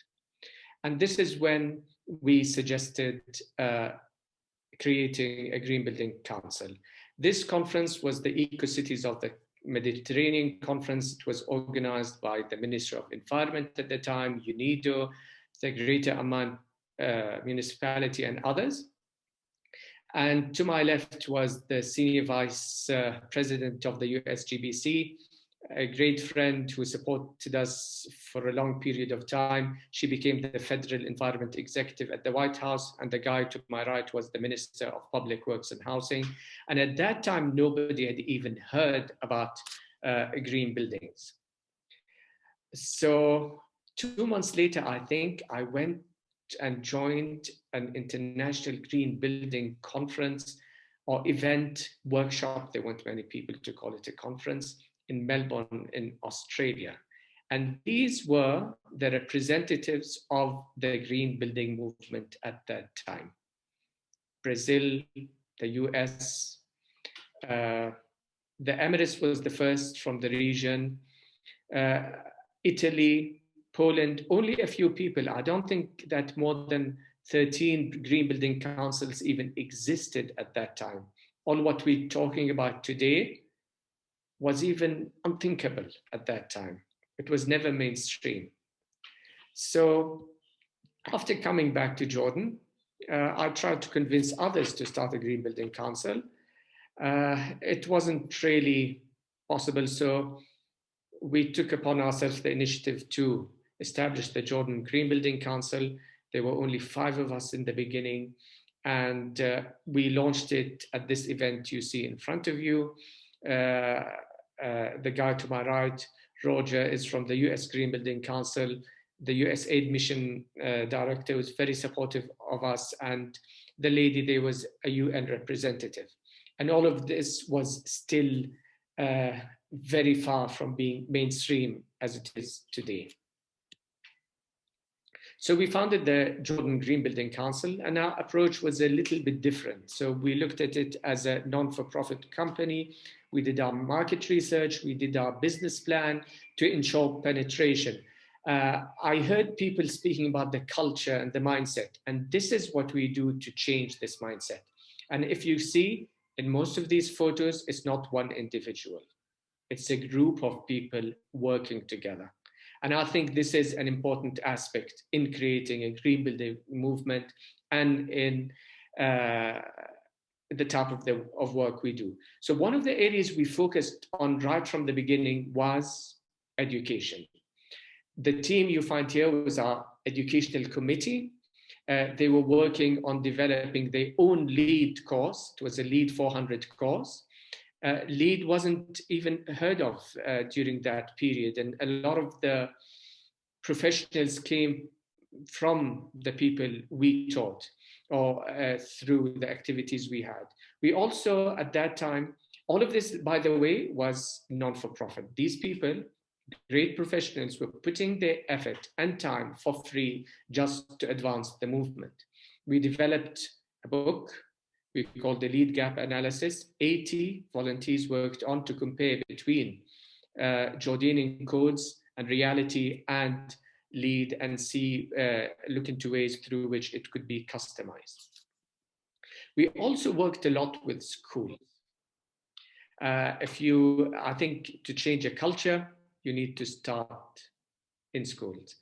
And this was on the Green Apple Day of Service in a public school in Amman, where students were learning more about recycling.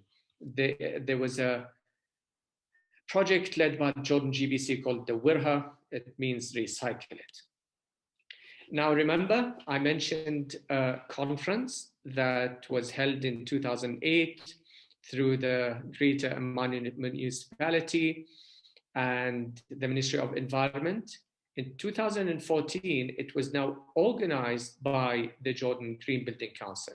It was just an idea then, and now the Jordan GBC became the organizer. And in this photo, the ex-mayor of Amman, God bless his soul, was signing their commitment to join the C40 initiative, which was followed by many activities that were positioning Amman as a leader in combating climate change.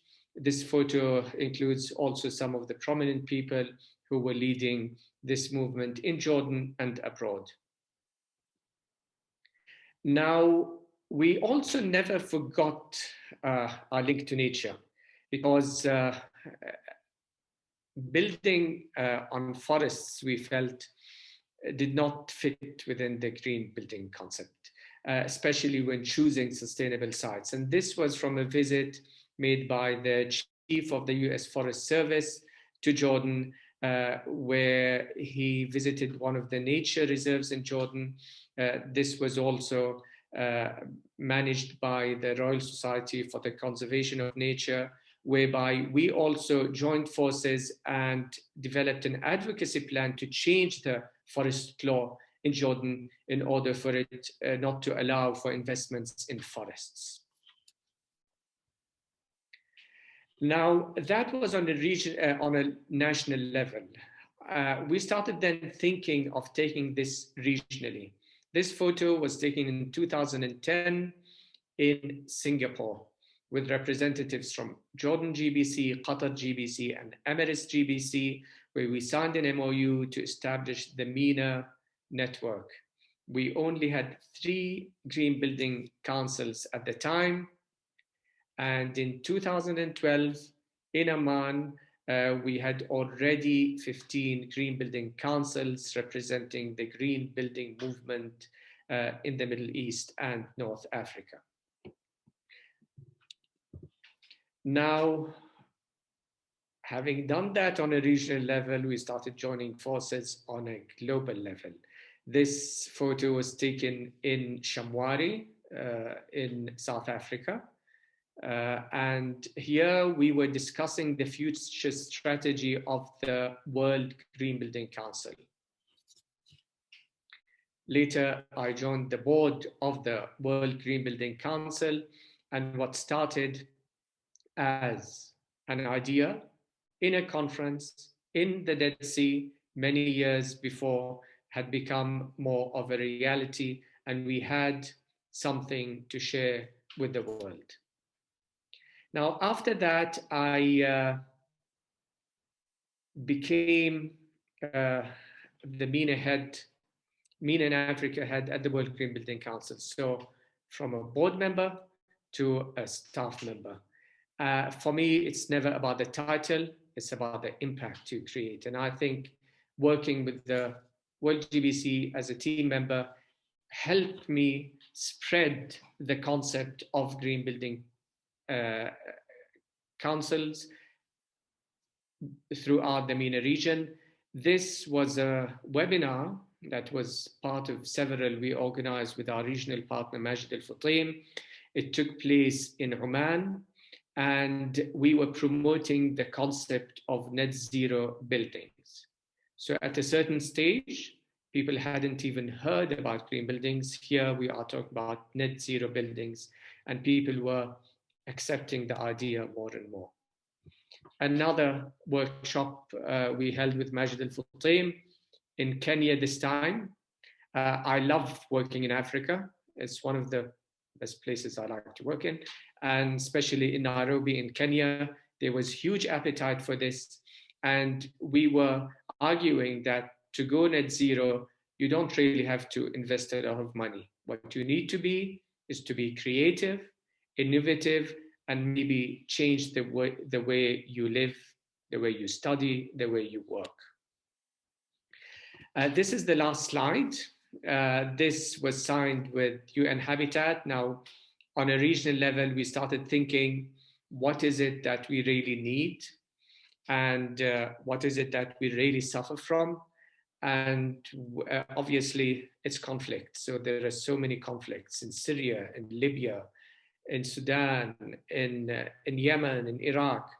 And so we made an agreement in 2019 with UN Habitat to work together on developing guidelines for sustainable reconstruction and city regeneration.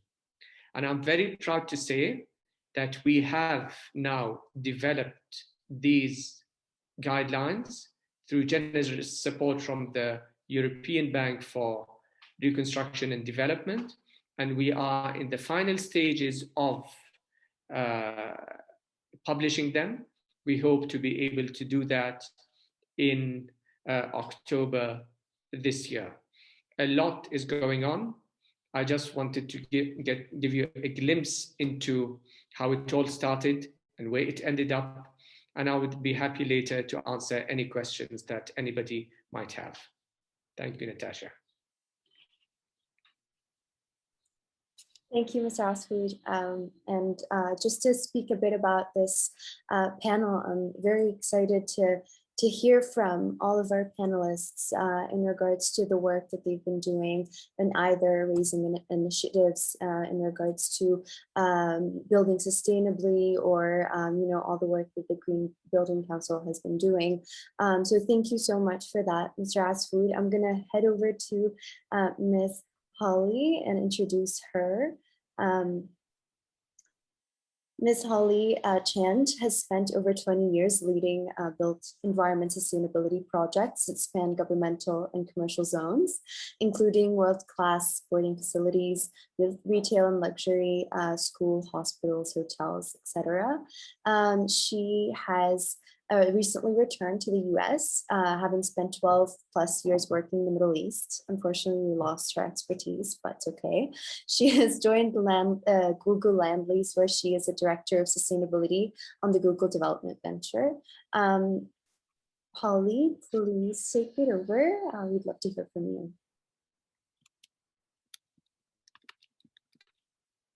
Thanks, Natasha. And you're going to drive the PowerPoint for me, aren't you? Yes, I am. I'm pulling it up right now. Great. It's just so wonderful to hear everybody this morning. It's so many people that I did spend 12 years with in the Middle East, so it's been really quite emotional. I can kind of chat in the meanwhile because I know very well what the first couple of slides are. And really, the spirit of my first slide is about the dream of having large-scale sustainability impact. And of course, one of the wonderful things about coming to events, and whether I'm listening or getting to speak, is to share the kind of vision and detail of each of the other speakers' dream.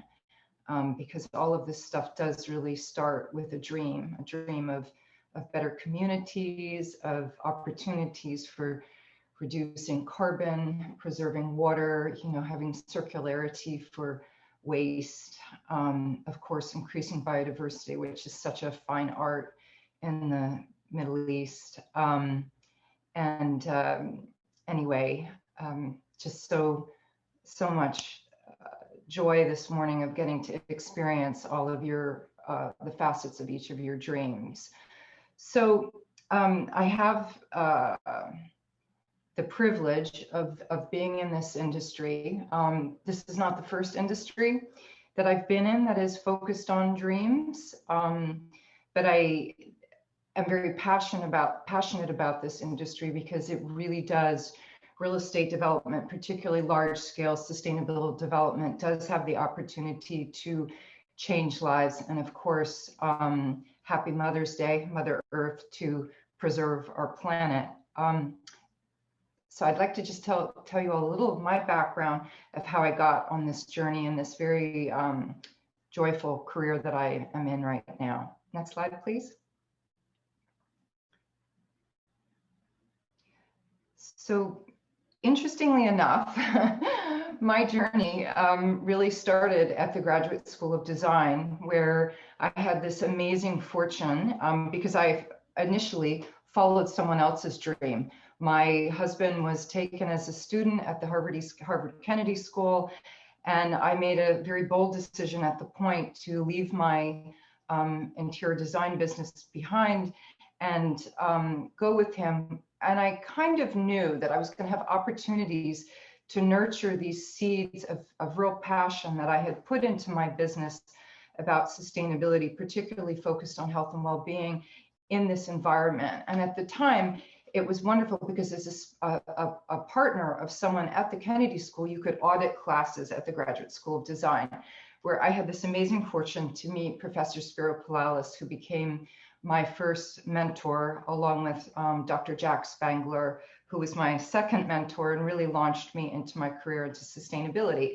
So I audited this amazing class, which I'm not sure is still being held at the GST, which was called From Concept to Implementation. And this idea of concept and how do we get a concept of something truly sustainability and into implementation and operation is my obsession. And it all started because I got to audit this class, which was about the vision of the Guggenheim Museum. You can find case studies about this museum online if you Google Spiro Palalis and some of these keywords that are on the slide. But really what this whole course was around this idea, could a single building change the life of a city? So really about early sustainability. And it was this pathway of how did the project management firm Edom, working with Giri, the architect, through years of huge goals, volatility, changing partners, changing scales of economy as well as economics, how did they deliver a building that changed a city? Of course, at that time, I didn't really know that what obsessed me about this course was really the integrated development process, or as we say in sustainability, the integrated design process. Next slide, please. So the integrated design process, as we know it, is the foundation of all sustainable design. And really the details behind IDP, which you find as a foundation credit in the Estidama rating system, also in LEED, any best practice of sustainability, you will find this kind of very integrated team playing that is required, silo busting, to meet sustainable goals. And definitely whether that's on an asset level or community level, this commitment to IDP that has to start long before an RFP goes out to market to procure is really, really critical. I fell in love with it in this course. So I didn't know that that was going to become my obsession. I also didn't know that eventually I would become part of a very long, drawn out process to deliver another museum. Next slide, please. So the Louvre Abu Dhabi and the whole journey of Saadiyat Island itself in Abu Dhabi is an extraordinary story of an emirate committing to diversification, to study the journey from conception through operation of this project is extraordinary. It's a great topic for PhD in itself. But I was really, really fortunate to be part of the construction supervision delivery team with my team at KO International. Of course, there were so many other amazing consultants, starting with the concept architect Jean Nouvel. Vera Happold played a significant part, and in fact, my team was a sub-consultant to Vera Happold. But it really was a project that not only changed the life of the emirate, but also I got to experience firsthand, next slide please, how a certain project could really change the lives of sustainability staff and a team and create this concept of devotion that I think all of us are talking about today. Devotion to following through a very a process from concept to implementation, seed to full blooming plant, and really not knowing what twists and turns come along the way. So the amazing thing about Luvava Dhabi and I think which is so interesting about being a sustainability practitioner in the Gulf or anywhere in the MENA is literally a project can change your life. And this picture is very precious for me because it represents a number of people, including my own, whose lives were changed by this museum, and including one member, may he rest in peace, who unfortunately has left us and the planet, but his great work lives in this museum. So just so happy to get to share with all of you that, you know, the process of being a sustainability practitioner from the very beginning of your career through years to follow a large-scale asset implementation is just so worthy of a devotion. So I hope to hear questions from you about key steps to establish and maintain strength and resilience through this devotion of being a sustainability practitioner. Next slide, please. Equally interesting experience and seeing just the amazing results that can come from hundreds and hundreds of people from very early pre-concept vision of an overall program, not just a single asset, is the Zaha Hadid Stadium, Al Janoub, which is the first stadium in the Qatar World Cup that was rolled out as part of the World Cup 2022. A very interesting experience that my team and I had in working on the sustainability project management of this sustainability program here was the impact of media misinformation, because there was an extraordinary team, ACOM, Zaha, KO, many others working on the Arab, working on this project. And we had this very unusual experience of media coming out and saying that literally hundreds of people had been killed in the construction of this project at a point that the asset was actually not even coming out of the ground. So there was literally 0 deaths on the project. And at the time, it really taught me about how we all have a responsibility in the messages we communicate in whatever forum, whether we agree to what is going on or not. When there is truly an effort by a country to achieve diversification and sustainable development, we have to be so careful with how we share information and what we write about it. A very interesting story, and again, a PhD in its own right. Next slide, please.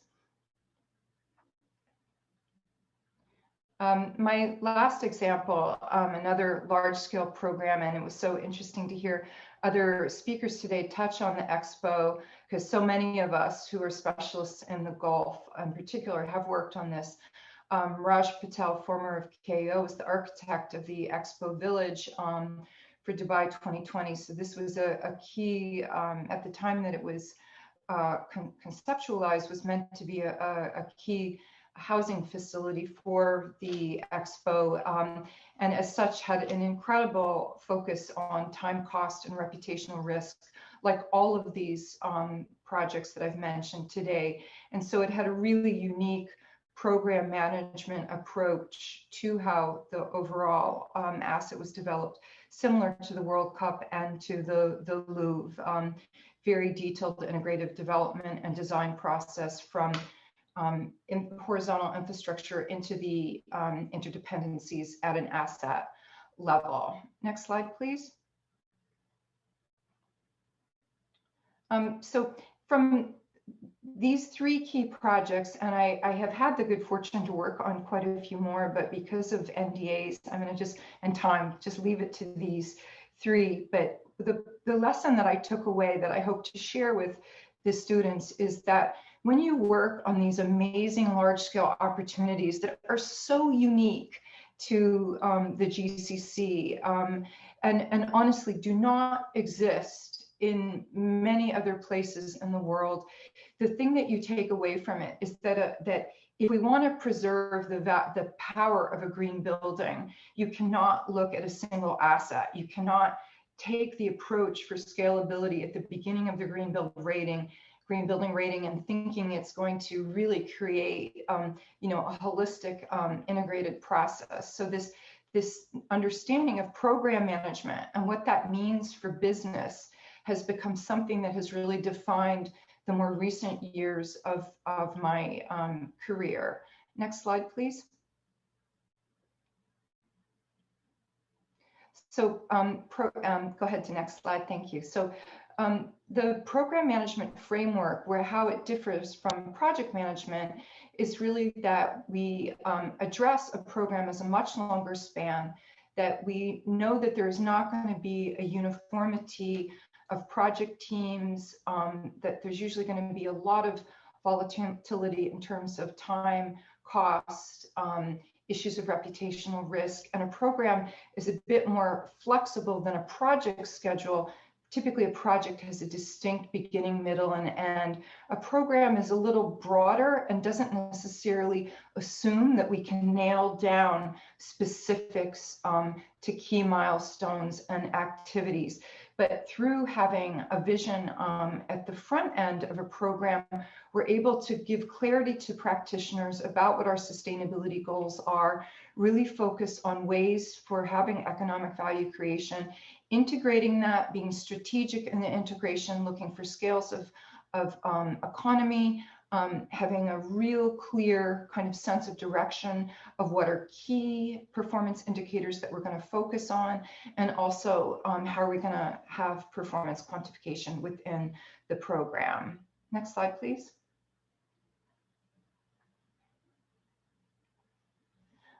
So the last point I'll make, and then of course in questions I'll be open for greater detail just on this topic, is that a program approach, which really looks very broad, all the assets developed from horizontal assets to vertical assets, meaning from infrastructure into buildings, ensures that we have a consistent way that we're trying to quantify and represent what meaningful sustainability changes, and at the same time being able to manage time, cost, and reputational risk. Next slide, please. And I think one of the things that I really loved about this form of shared leadership, because it spans so many practitioners, is that it really defined for me as an individual, what is it that I'm not only passionate about, but what am I good at? And I think it's really important from a very young age, whatever sector of career you're in, and as I mentioned at the top of my presentation, I've had a couple.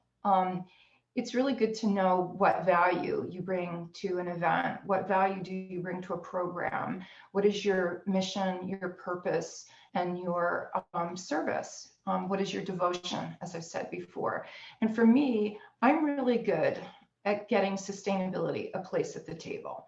And as Elizabeth Warren really said really well, if sustainability doesn't have a seat at the table from the front of the program, it's probably on the menu, meaning it's going to be value engineered out, or it's going to become not even a vague representation of what we initially dreamed of. Next slide, please. Some tools briefly that are very aligned with program management and getting sustainability at the table is GRESB, which is the Global Real Estate Sustainability Benchmark. Next slide. And also TCFD, which is a task force for climate-related financial disclosures. I just mentioned those briefly before I close, because in questions, if anybody wants to ask about tools that are very excellent in terms of establishing a program vision and ensuring that sustainability has a place at the table. I'm happy to chat on those. Last slide.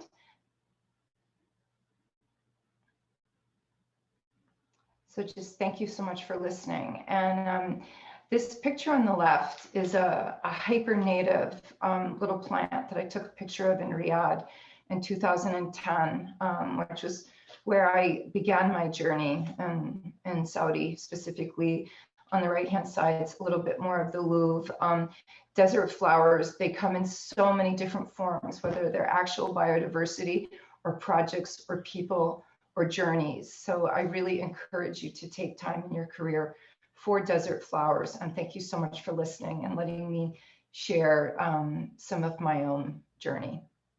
Can I say something quickly, Natasha? This plant is edible, by the way. The next time you see it, you can eat the leaves. It's succulent, and it's in my book on Saudi Arabia. It's called Humayd in Arabic. Thank you so much. Thank you, Ms. Holly. That was great. Can't wait for questions. And have Ms. Mel. I'm going to introduce her. Mel is a sustainability leader for Arabs Building London Group. She focuses on the delivery of design interventions that optimize the environmental performance of buildings in terms of embodied carbon, material consumption, construction waste, operation resource use, and social value. I would like her to take it over from here. She's gonna talk more about some of the modeling or the certificates that the buildings like LEED certificates, etc. In depth. So please take it over, Ms. Mel. Thank you very much, and I'm really excited to be here today among such a great panel. And thank you for Karim for inviting me, and thank you for Natasha for organising me. Just to talk a little bit about my role in Arab, I lead the sustainability team in our building engineering group, and what that means is that I sit directly inside our engineering teams, and my function and the function of my team is basically to interfere in projects, to try and deliver projects that give us less use of resources, less use of materials, less waste, but critically that deliver us buildings that can absolutely do what we need to do in terms of making buildings that have utility, making buildings that are that deliver value and that will last generations. We've talked a little bit about how urgent this crisis is, and oh, sorry, hold on. I think I've lost you temporarily. Let me get you back again.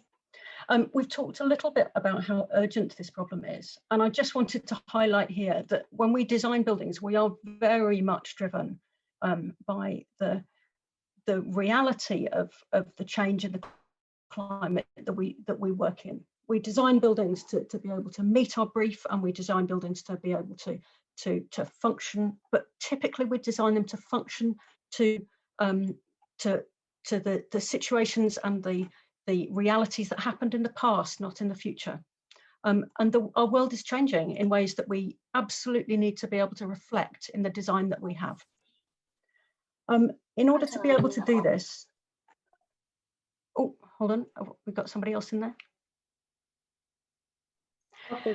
In order to be able to do this, we need to change the way that we design buildings. Hello, Natasha? Can you hear me? Yeah, you're all good. I fixed a problem with the sound. Don't worry about it. Go for it. Oh, sorry. Thank you. Thank you. And absolutely, we need to be able to reflect the change that is happening to us. And when we look here, we can see, the scale of change that is highlighted to us by the recent IPCC report, the global warming to 1.5 degrees, and the parallel challenge that we have in terms of biodiversity. The change that we need to make in the way that we design buildings is critical, transformational, and urgent. Something different needs to happen. So in answer to the question about, how do we design buildings for a future climate change projection, it's really easy for us to fall into a trap of thinking about this question as how do we design buildings for a climate in MENA that is hot and dry now and is going to get hotter and drier in the future. And by the way, by then buildings will need to be zero carbon. And that problem is indeed huge. And I promise I'll speak about the physics of it in a moment. But I'd like to take the opportunity first to speak about the broader challenges of delivering the kind of fundamental transformation, rapid transformation that will have to happen to tackle the existential challenges we face, both in terms of climate and in terms of the biodiversity crisis. And this is such a huge question because this is such a diverse region. It is impossible to speak as if there are ubiquitous building engineering challenges and ubiquitous building engineering solutions when this region covers such a huge kaleidoscope of challenges. For example, we're in the midst of a really powerful conversation about the road to net zero carbon by 2050, and really exciting that this conversation is so alive at the moment. But there is a huge political challenge in moving towards clean, renewable energy generation in countries which have successfully built economies from oil and gas resources. By contrast, countries which have and are suffering from conflicts, Syria, Libya, Yemen, etc., will need huge investment in reconstruction, setting a really daunting challenge for us to build back better and rebuild with communities and infrastructure fit both for this generation and the next, rather than build back fast and cheap like we always do. I'd say this to remind myself that speaking in a region as diverse as MENA, the most important thing that I've learned is not to make assumptions. And at the same time, this region is home to some, incredible, ambitious and groundbreaking architecture and infrastructure. We've seen examples of those over the last couple of days, and increasingly is home to the political will to bend this ambition into the service of sustainability. These really are exciting times. And this change that we're seeing in this region is part of a global change that has really happened in the last 18 months. I've been working in this field on and off for, 35 years, and I've never experienced such a rapid and comprehensive switch in focus. So when we speak about sustainable buildings, I think it's important for us to define what we mean by that. A sustainable building absolutely must step up to the headline challenges of our time, climate change and biodiversity loss. So there must be zero carbon, and this scope must cover both embodied and operational carbon. But for this to be worthwhile, they must be resilient and adaptable to future changing climates and future working environments. Otherwise, they will have short and unhappy lifespans, and precious material will be wasted in demolishing and rebuilding them. That's not a sustainable outcome. These sustainable buildings, they must make careful use and reuse of water, a really precious resource. To maximise utility, these buildings must deliver good quality indoor environments with access to daylight, good ventilation, coupled with temperatures and humidity levels, great acoustics, and ideally a connection to the natural world. And they must be easy to get to, safe, by safe, low carbon modes of transport, and the products used to build them must be responsibly and ethically sourced so that the construction doesn't result in exploitation or environmental damage elsewhere.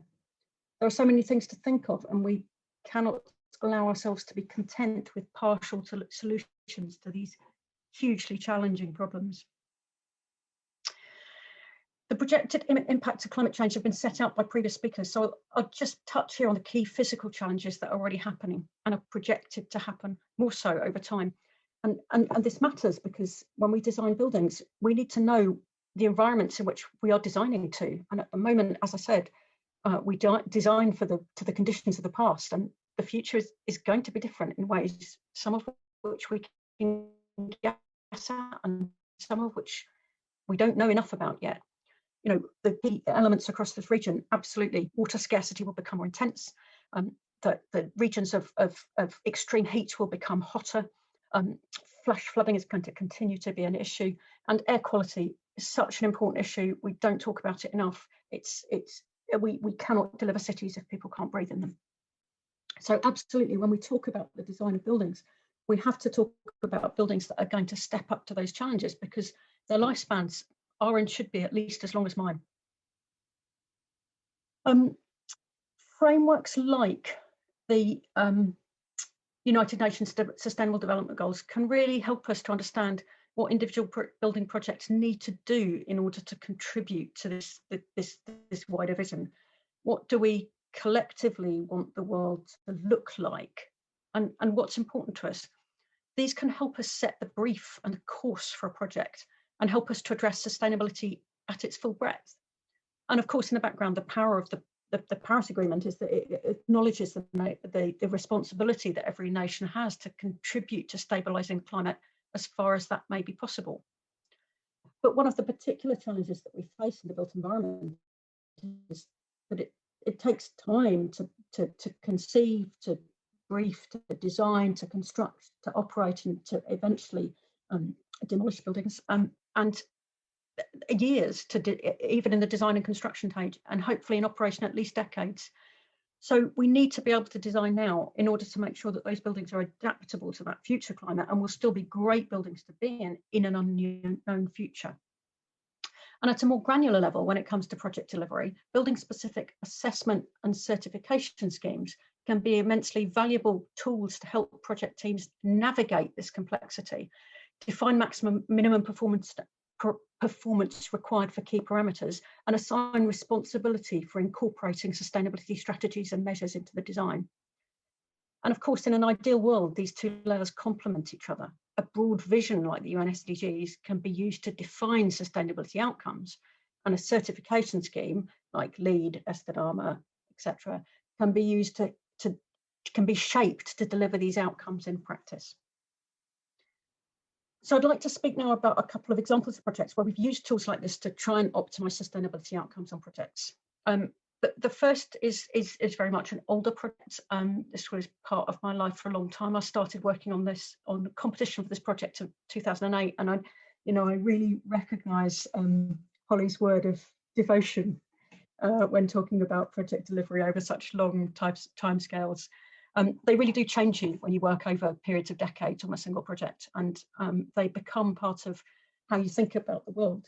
It's a really exciting role to have, to be able to help project teams shape outcomes in this way. This is what the site looked like before we started work. It's pretty inhospitable site from a sustainability point of view.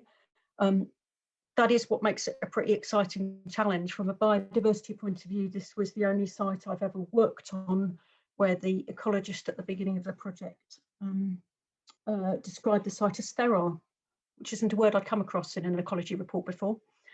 He saw a hawk in the site visit, but it was over the edge of the project boundary. And this is why these projects are so important to us. If we can deliver great sustainability outcomes here, then there is no excuse for projects in more hospitable sites. Building a home for a new cutting-edge research centre. This is the King Abdullah Petroleum Science and Research Centre.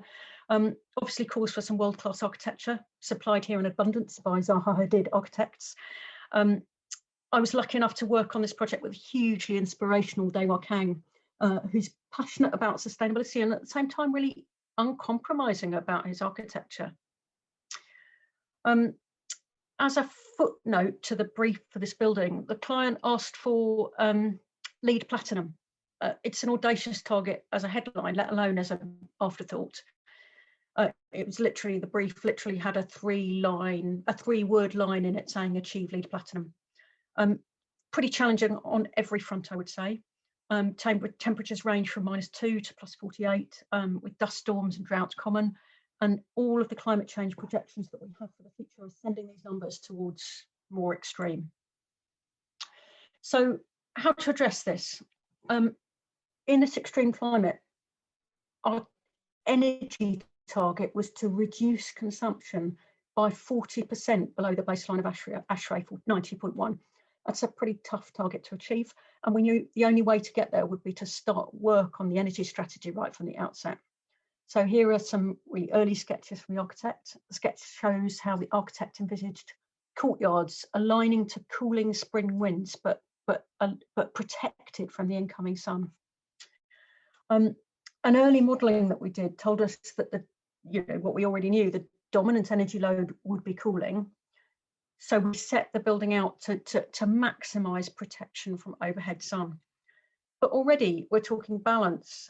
Every time we hide from the sun, we're making spaces a little bit more enclosed. And part of the purpose of this building was absolutely to help people to collaborate, to help people to have incidental conversations, spontaneous conversations, chance encounters, share knowledge, and just generally be exposed and visible to each other. So the idea of closing off the building completely was completely counter to what the wider purpose of the building was supposed to be. So we worked on that, and you can see that the direction that we go in as I step you through the slides. From the beginning, we developed this idea of a courtyard strategy that allowed the design team to really respond to this conflict, using some path analysis to locate windows facing into courtyards below the complex horizon created by the crystalline shape, creating comfortable external transient spaces. But it's not enough. And again, as Holly says, to rest on the laurels of a clever concept stage sketch. To get the energy performance we needed, we absolutely had to optimize the design, honing and tweaking at every stage through the design process. And throughout this development, we continued to encounter conflicting agendas. The mechanical team all the way through still wanted as few windows as possible to minimize solar gain and maximize effective U value. Meanwhile, the facade architect was also critically driven by the size and placement of the windows, with her measure of success being all about bringing light and interest into the internal spaces and creating the external visual impact of the facade. The sketches here show an example of how we work to resolve some of those issues. The pale pink is the energy model, and the diagrams unwrapped beside it are a matrix developed by the facade engineering team, showing exactly how glazed and how scattered the windows on each facet could be. This gave the facade architect the flexibility she needed to make the spaces beautiful whilst minimizing the amount of cooling that we needed to do. And here you can begin to see some of these courtyards that I've talked about. And you can see here, this is the sun at midday. And on the right-hand side, we knew that these facades would be exposed to this incoming sun. So these windows are small and recessed and very deep set. On the left-hand side, these are windows that are protected from the sun, both by the shape of the building and their orientation and massing. And these glazed windows allow really clear views into the courtyard and allow people to feel that connectivity, but they will never feel the kiss of the incoming sun. So this balance about trying to understand the site and to understand the function was really key to being able to understand what the building needed to be as well as what it needed to look like. If this was just an energy story, it would be complicated enough, but despite the pull towards our conversation around zero carbon, we know that it is not just about operational energy. We had to develop a comprehensive sustainability strategy for this building and get ourselves to LEED Platinum through a really broad range of measures and by understanding the complete sustainability picture. Here you see the facade. The majority is comprised of GRC and glazing, and we care about its embodied carbon impact as well as about its energy performance. We didn't want to be shipping products across the globe unnecessarily, and we wanted the opportunity to support regional economies where that was available. There's a carbon cost for transport, and we wanted to avoid that as well. So the team had to do a little balancing act. We wanted the glass to meet very stringent performance requirements. So it had to be made in an Austrian factory that's basically a laboratory. But we had to ask ourselves, if we have to get the glass from Austria, what other elements of the facade and structure can we get locally? And again, for a project in Riyadh, LEED defines locally as within 500 miles. And as you will all know, that 500-mile circle is not very promising. There is not a lot of manufacture happening in the blue circle. But again, it's not enough for us to look at this and say, well, it's difficult, we just won't bother. The response to this has to be to start planning early.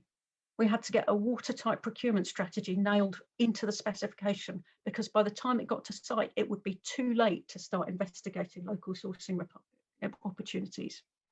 So during the design stage, we were able to break the cost plan right down and identify a significant proportion of the structure and facade that could be sourced from manufacturers and suppliers within that 500-mile radius. And writing what we needed into the specification line by line was a bit of a pain, I will say, but not half as much pain as the follow-up as we tracked implementation of every single aspect of the building sustainability strategy relentlessly over the course of 4 years on site. And this wouldn't have been remotely possible without the contractor's dedicated site monitoring team, who were on the case from breaking ground to closing out. Fantastic team. And in particular with their detailed knowledge of local culture and mores, essential, for example, in developing a waste and salvage strategy that actually worked. This experience really, really highlighted the value of local and regional knowledge and expertise. And some aspects of this are so much more valuable than the optimistic theorists working from comfortable desks 5,000 miles away. In reality, the local culture always trumps physics and economics. So next, we've got a complex weave of separate issues here. You know, a massively ambitious energy target, which we blew through, beating the ASHRAE baseline by 45%. A very ambitious target for regional and recycled materials. Again, we blew through both of these. 30% of the materials are regional, 40% by cost are recycled. And every drop of water on site has the potential to be recycled using the adjacent TSE works. But a real lesson here in understanding that, again, with water in particular, we went through a very detailed journey trying to understand not just the kind of physics and engineering of the reuse of recycled water, but also cultural flexibility and cultural acceptability of the use of recycled water in different circumstances. And so important for us to remind ourselves that that every region has different standards and conditions and acceptability. And it's not enough for us to get the water to flow to the right places. We have to make sure that we've understood and made engineering to reflect requirements rather than simply, you know, pushing the physics version onto something that won't then go on to work. Couple of questions. Did the sustainability strategy compromise the architecture? Did this turn into a project that was all about sustainability and didn't deliver what it needed? I think the pictures probably speak for themselves. This building is beautiful, both inside and out, with spaces that really dance with light, both day and night. It's a really exciting project and really shows, again, irrespective of circumstance, that thinking about this strategically and as a system from the outset, and understanding that the hierarchy of approach that is all about understanding how to make most use of what you have on site, understanding how to deliver efficiently, and then and only then thinking about how to generate what you residually need on site, absolutely makes much more sense to start with the site and start with the purpose and start with the function and work outwards from there. And we got our LEED Platinum, which made us all very happy. But I think, again, the certification was the consequence of a strategy. Thank you, Natasha. I will speed on. Our second project is definitely not old and in fact is still in construction. And I'm just going to show you a couple of images of that. It's a good example of the direction of travel this region is going in terms of sustainability and the way the conversation has changed in terms of the outcomes our clients are demanding from projects. From caps up, the sustainability requirements was 3 words hidden in the brief. But for this project, sustainability in its broadest sense lies at the very heart of the project. The project is the Oman Botanic Gardens in Muscat. When it gets talked about in the UK, it's given a rather misleading accolade of being the next Eden project. But in fact, it's far, far more audacious than the Eden project. The Eden project is a cluster of dames in the southwest of England, and the aim is to showcase the exotic plants and habitats from all over the world. All well and good, but the aim of OBG is far, far more important. It's to collect, understand and celebrate vernacular fauna and ultimately encourage Omanis to respect and protect their precious environment. so important to understand this, the emergence of this driver in the light of everything that Mohammed has shared, the work done by the Green Building Council, C40 Cities and other organisations, is so important to provide the fertile ground that we need for change. This is what sustainability is for, building projects that are not only sustainable in terms of reducing their resource impact, but sustainable buildings that deliver services that help us as communities to touch the earth more lightly. Thank you, Natasha. I'm aware I ran over there. Apologies. It's okay. Thank you, Ms. Mel. And this was great. I think just from this panel, the diverse kind of views that we got onto sustainability and you know, starting from the Green Building Council all the way to specific buildings, and even talking about stakeholders and how to deal with those on a project level. Ms. Holly, thank you for that. And I want, I know we have just a bit of time left, but I'm interested to open up this Q&A for all of our panelists from today. I think one kind of interesting thread that went through the beginning from the Antalya example that Mr. Stephen had given us, maybe throughout the you know, governmental talk, the public versus private that we had as well, that what we heard from our speakers. Let's talk about how we deal with stakeholders in regards to sustainability, right? How do we sit on the table with different stakeholders from the second a project starts to the second the project ends? How were your experiences in these regards, and what kind of lessons would you give us? Some of you have touched on this, but I want to open it out just to hear from others as well. Ms. Holly, would you like to start? Yeah, thanks, Natasha. I now use the word business partners instead of stakeholders because I've kind of over the years come to understand that some of the most critical points where I'm really pushing to ensure sustainability stays at the table is about helping my business partners understand that sustainability can enhance the value of their product, both from a pure single bottom line financial point of view, but also by showing how it's going to have a more positive impact on the community from a health and well-being point of view, and just overall a brand strategy. So I love the whole idea of stakeholders, but I also would encourage young practitioners to really focus on being a great business partner as part of their stakeholder engagement. Thank you. Thank you, Ms. Holly. Go for it, Mr. Marcus. Mr. Marcus. Me?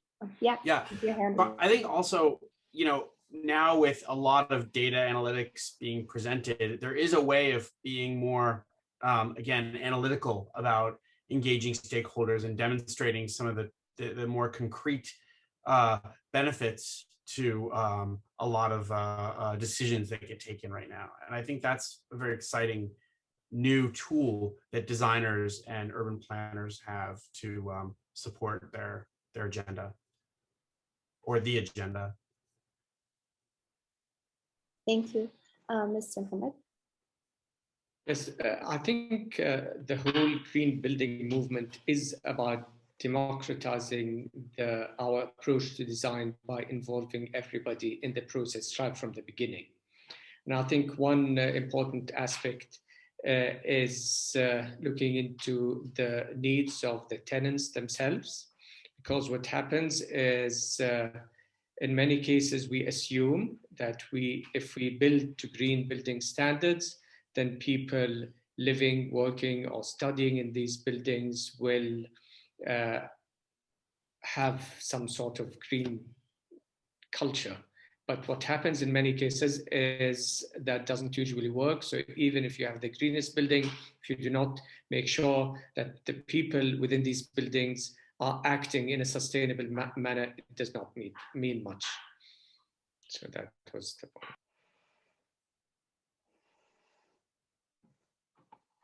Anyone else would like to touch on that, or should we move on to another question? Ms. Mel? I was just going to highlight that we have, in a way, that we have different conversations with our stakeholders now to the ones that we used to have. We used to talk about this as being a moral imperative that we must address these issues. And now I think the world has gone through a real kind of paradigm shift, and the more powerful conversations that we are having with these people is, it's about risk, it's about reputation, it's about long-term asset value, it's about quality, it's about value, and that's a very different conversation. And it's a conversation that from which it is possible to lever change, and that's something that's happened, accelerated over the recent past. Mr. Stephen. Finally. Thank you, Ms. Miller. Yeah, I think I agree with a lot of the sentiment of what's been said. From a practitioner perspective, we now have the tools that we can use. Really very accessible tools, relatively easy to work into a workflow that demonstrates success. Before, a lot of the discussions we were having with our clients were predicated by a kind of understanding that when we started talking about sustainability, it was more expensive. So what we've got now is the ability to actually demonstrate, and those analytics that Marcus was talking about, the tools that we have are not highly specialized tools anymore, and that's become a really essential enabler to talk about sustainability from day one. I think also that you, as a practitioner, have to read your audience very carefully. And there is still people who don't give a toss about doing the right thing for the sake of the right thing. And sometimes you have to pivot and say, well, we can save you X amount by doing this. And you don't talk about sustainability, you talk about saving money. So in one example, in a master plan in Qatar, we didn't talk about recycling all the black water on a site because it was the right thing to do. We basically showed that we could save about 200 million Qatari riyals by doing an on-site constructed wetland system rather than building a pipeline 2 kilometers to a treatment station, building a treatment station and then piping it back as irrigation water. So I think there's a combination of things that you really have multiple options now. You don't have to rely on someone who comes into a project with the stated objective of achieving sustainable outcomes. And sometimes you just have to play to the audience that you have. Thank you so much for that. I think, Ms. Holly, would you like to add on to that? Yes, just because some of the panelists made me think of something else that I wanted to add in on. Because in my presentation, I mentioned really briefly about TCFD.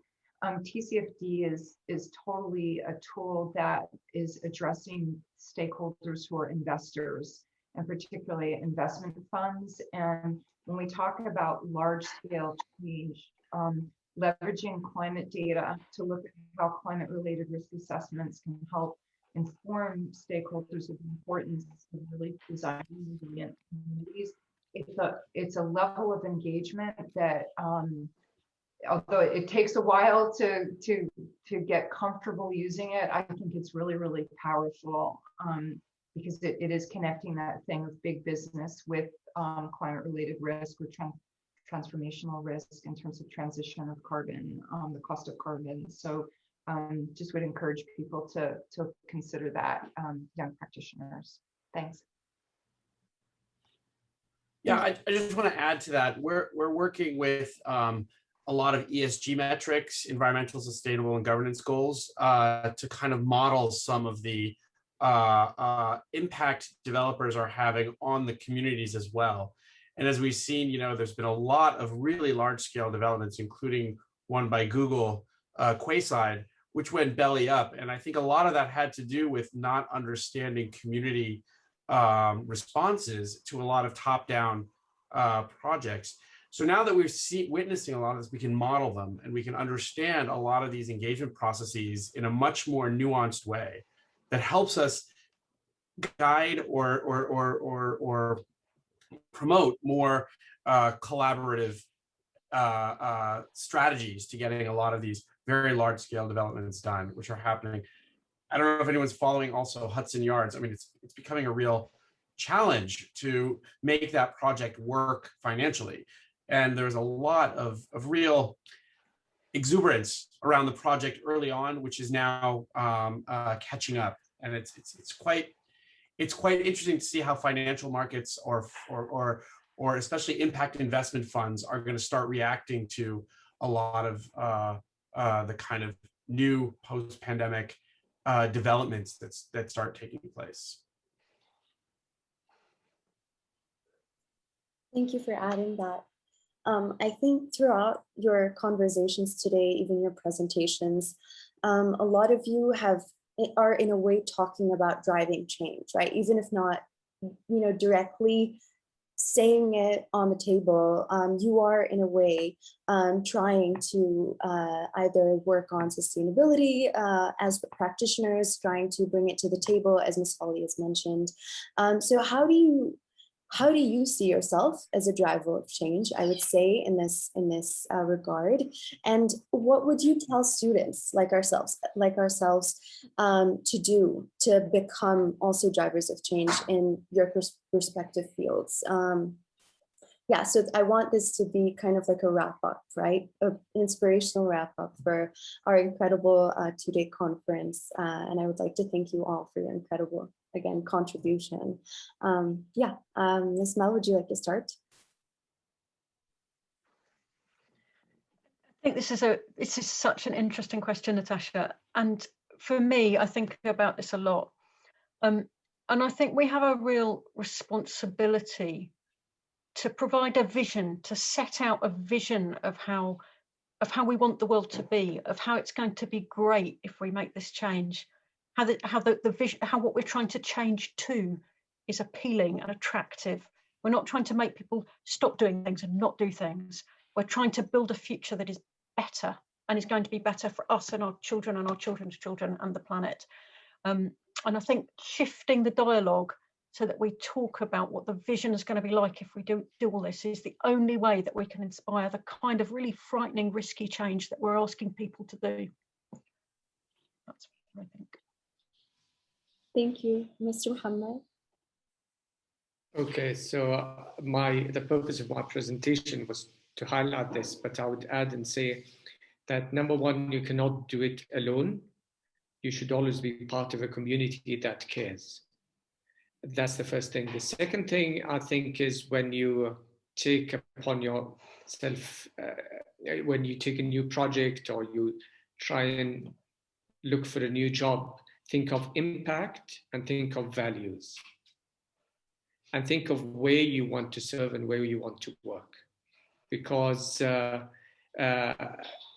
team you work with is so important. And without being part of the right team, it'll be very difficult for them to succeed in life. And in all the photos I shared, it was all about the team. It was about the people who supported the movement. And that's really important.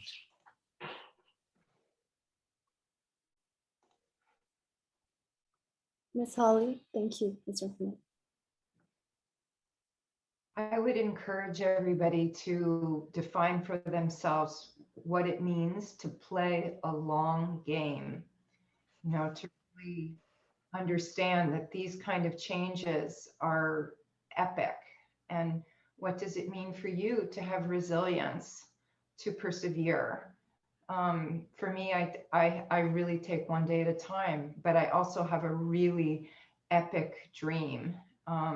So that kind of process of simple things that allow us to keep taking baby steps forward and occasional leaps, those skills of self-management are really, really important. So I would encourage you to invest in whatever it is, whether it's mindfulness, sports, or family time, whatever, to keep you on the epic journey one day at a time.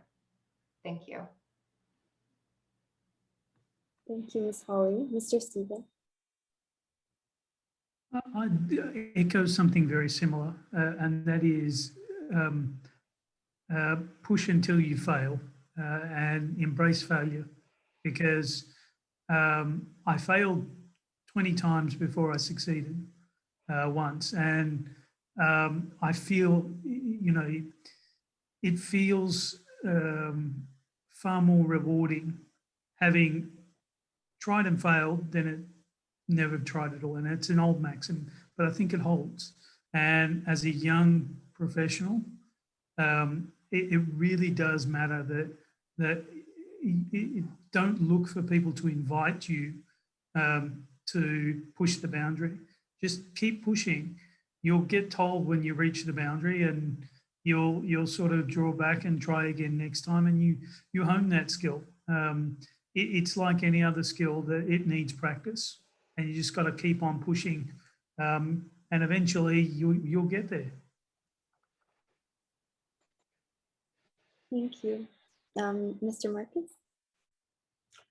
Well, you know, I'm excited about, you know, the designers of the world really leading kind of this effort, because, you know, we are trained to think multidimensionally on many levels of challenges. And I think it's pretty unique in the space of urban development, where a lot of industries are very siloed. But, you know, we are empowered as far as our training is concerned, and now even more so with the way technology is being integrated into our industry, really key at solving for multiple problems at the same time. And I think that's really where us as designers need to start, you know, blazing the trail for other professions to really think this way, in a kind of design thinking, as a Harvard economist